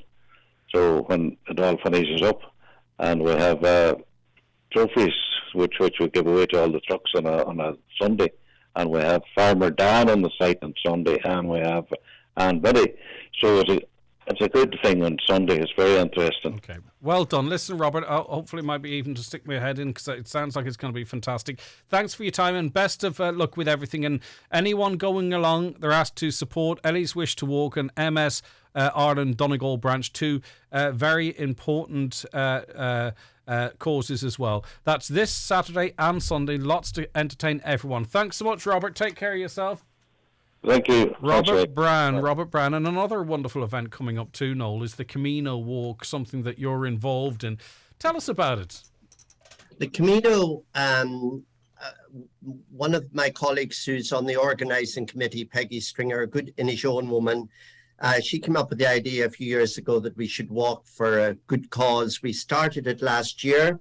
Deirdre McGlone, late of this very parish here at Harvey's Point, Peggy and myself, we got together, we started the Donegal Camino. It was such a huge success, we decided to do it again this year. It will now become a big part of the Donegal calendar of events on an annual basis. It's for a very good cause, that amazing cancer centre run by Cancer Care West in Letterkenny. And it's just this beautiful 6 or 7 days of walking in some of the most spectacular Donegal scenery. So well organized, so well arranged. We have official guides. We help with transport. We help people to find accommodation. They can join for whatever they want, the entire thing or just part of. And, you know, it's not just about raising money, which we do, because we're very lucky that people like Vodafone Donegal and Sourdough Gallagher's Bakery, they have been such good supporters this year. Harvey's Point are helping with the sponsorship. That pays the guides. The rest, all of us give our time free. We have a week that could be described as spiritual. You make friends, you sing on mountains, some well-known faces come out to welcome us and entertain us. And it's just a very special event. And further information, I couldn't go through, you know, from the Urris Hills to Rosquil Peninsula to Muckish to the Blue Stacks to Slieve League. It's incredible. Yeah. And it's one of those things whereby it's raising money, but this is something people would pay for to be involved in commercially. That's the level and the standard that we have. It's not a commercial enterprise. It's about raising money, but that's what we're talking about here. That's what's been put together. That's the level of organisation and the professionalism and the selection of routes and everything. This is something that someone from outside of the county would marvel at what they will experience, as you say, you know, from a visual perspective, but also maybe for some people the spiritual element of it. And that's always not connected with religion. That could be connected with nature or whatever is good for you. It's a bit like the Aboriginals walking on that soil, walking in the hills, being part of the nature and the beauty with the water and the mountains and the strolls and the crack and the song. It's most inspiring and most beautiful. And to be fair, Deirdre McGlone and Peggy Stringer, they've done a lot of the work. Yeah. I'm one of those lucky people that can dip in and out. Well, I have to because of my other work commitments, but it's very special. All information, donegalcamino.ie 22. It's all there. And we still have a few places left. And you can dip in and out. You don't have to commit for the 6 days. Absolutely. Yeah, that's the thing. So you can take it in bite sizes. You can be involved in the whole lot. But I think the impression I've gotten from people I've spoken to, you leave with something. You take something away with you from this experience. And when does it happen? Sorry, just you mentioned September the 4th for a week. Okay, and right. Okay, yeah, super we start stuff. off at the beautiful Railway Tavern, have a little meet and greet. The following morning, we're off into the Urris Hills. Lovely stuff. And that starts our odyssey for 1 week of beauty, of Donegal, and new friends made and old friends reunited, and very special. Michael, you love walking, don't you? Do you do walking? It's not his demographic. Thank you. I was going to give him a break. It's all right, Noel. We're in the last minute. We found something. It's in his wheelhouse. Oh, thank God I love it. for Yeah, that. I love walking. No, I'm in the What walk. is it about walking? Is it the peace and quiet? Peace and quiet. It's that thing of getting in your own headspace, and it's brilliant if you're learning lines or stuff like that. You can put them. You know, it's great. It's just it's healthy. Your time. Yeah, it's your time. Okay, well, this is next level walking. It's organised, beautiful. Sounds fantastic, Noel. Walking. Yeah, it sounds fantastic. Exactly. Listen, Noel, it's been wonderful having you on the programme as always. Thank you so much, and we wish you a lovely weekend. And if I'm not speaking to you before the Camino Walk, I know it's going to be a huge success, and I hope as many people can get involved because they'll get an awful lot from it, and we'll be helping people along the way. Thank you so much for your time, Noel. It's an absolute pleasure. And as I said before, we'll also remember Father Brian Quinn as we walk. He was one of the great hikers in Donegal, and he was a very special individual. And what a beautiful way to do it. And I think that actually talks to the point that you were making. It will be a lovely time for reflection and chat and conversation and exchange of stories and remembrance. And that's just for people. It could be for whatever it is for the individual as well. Thanks, Noel. Thank you. Okay, take care. Michael, thank you for your time today as always. Absolutely, yeah, of course. Pleasure. We'll be back to something of a normal next week. Yeah, absolutely. We'll be back. Have a lovely weekend as well. And you too. And thanks for being such a good sport and having so much fun with us. We really appreciate it, and I know the listeners do as well. Okay, that's where we have to leave it on the show for this week. Thanks to Caroline Orr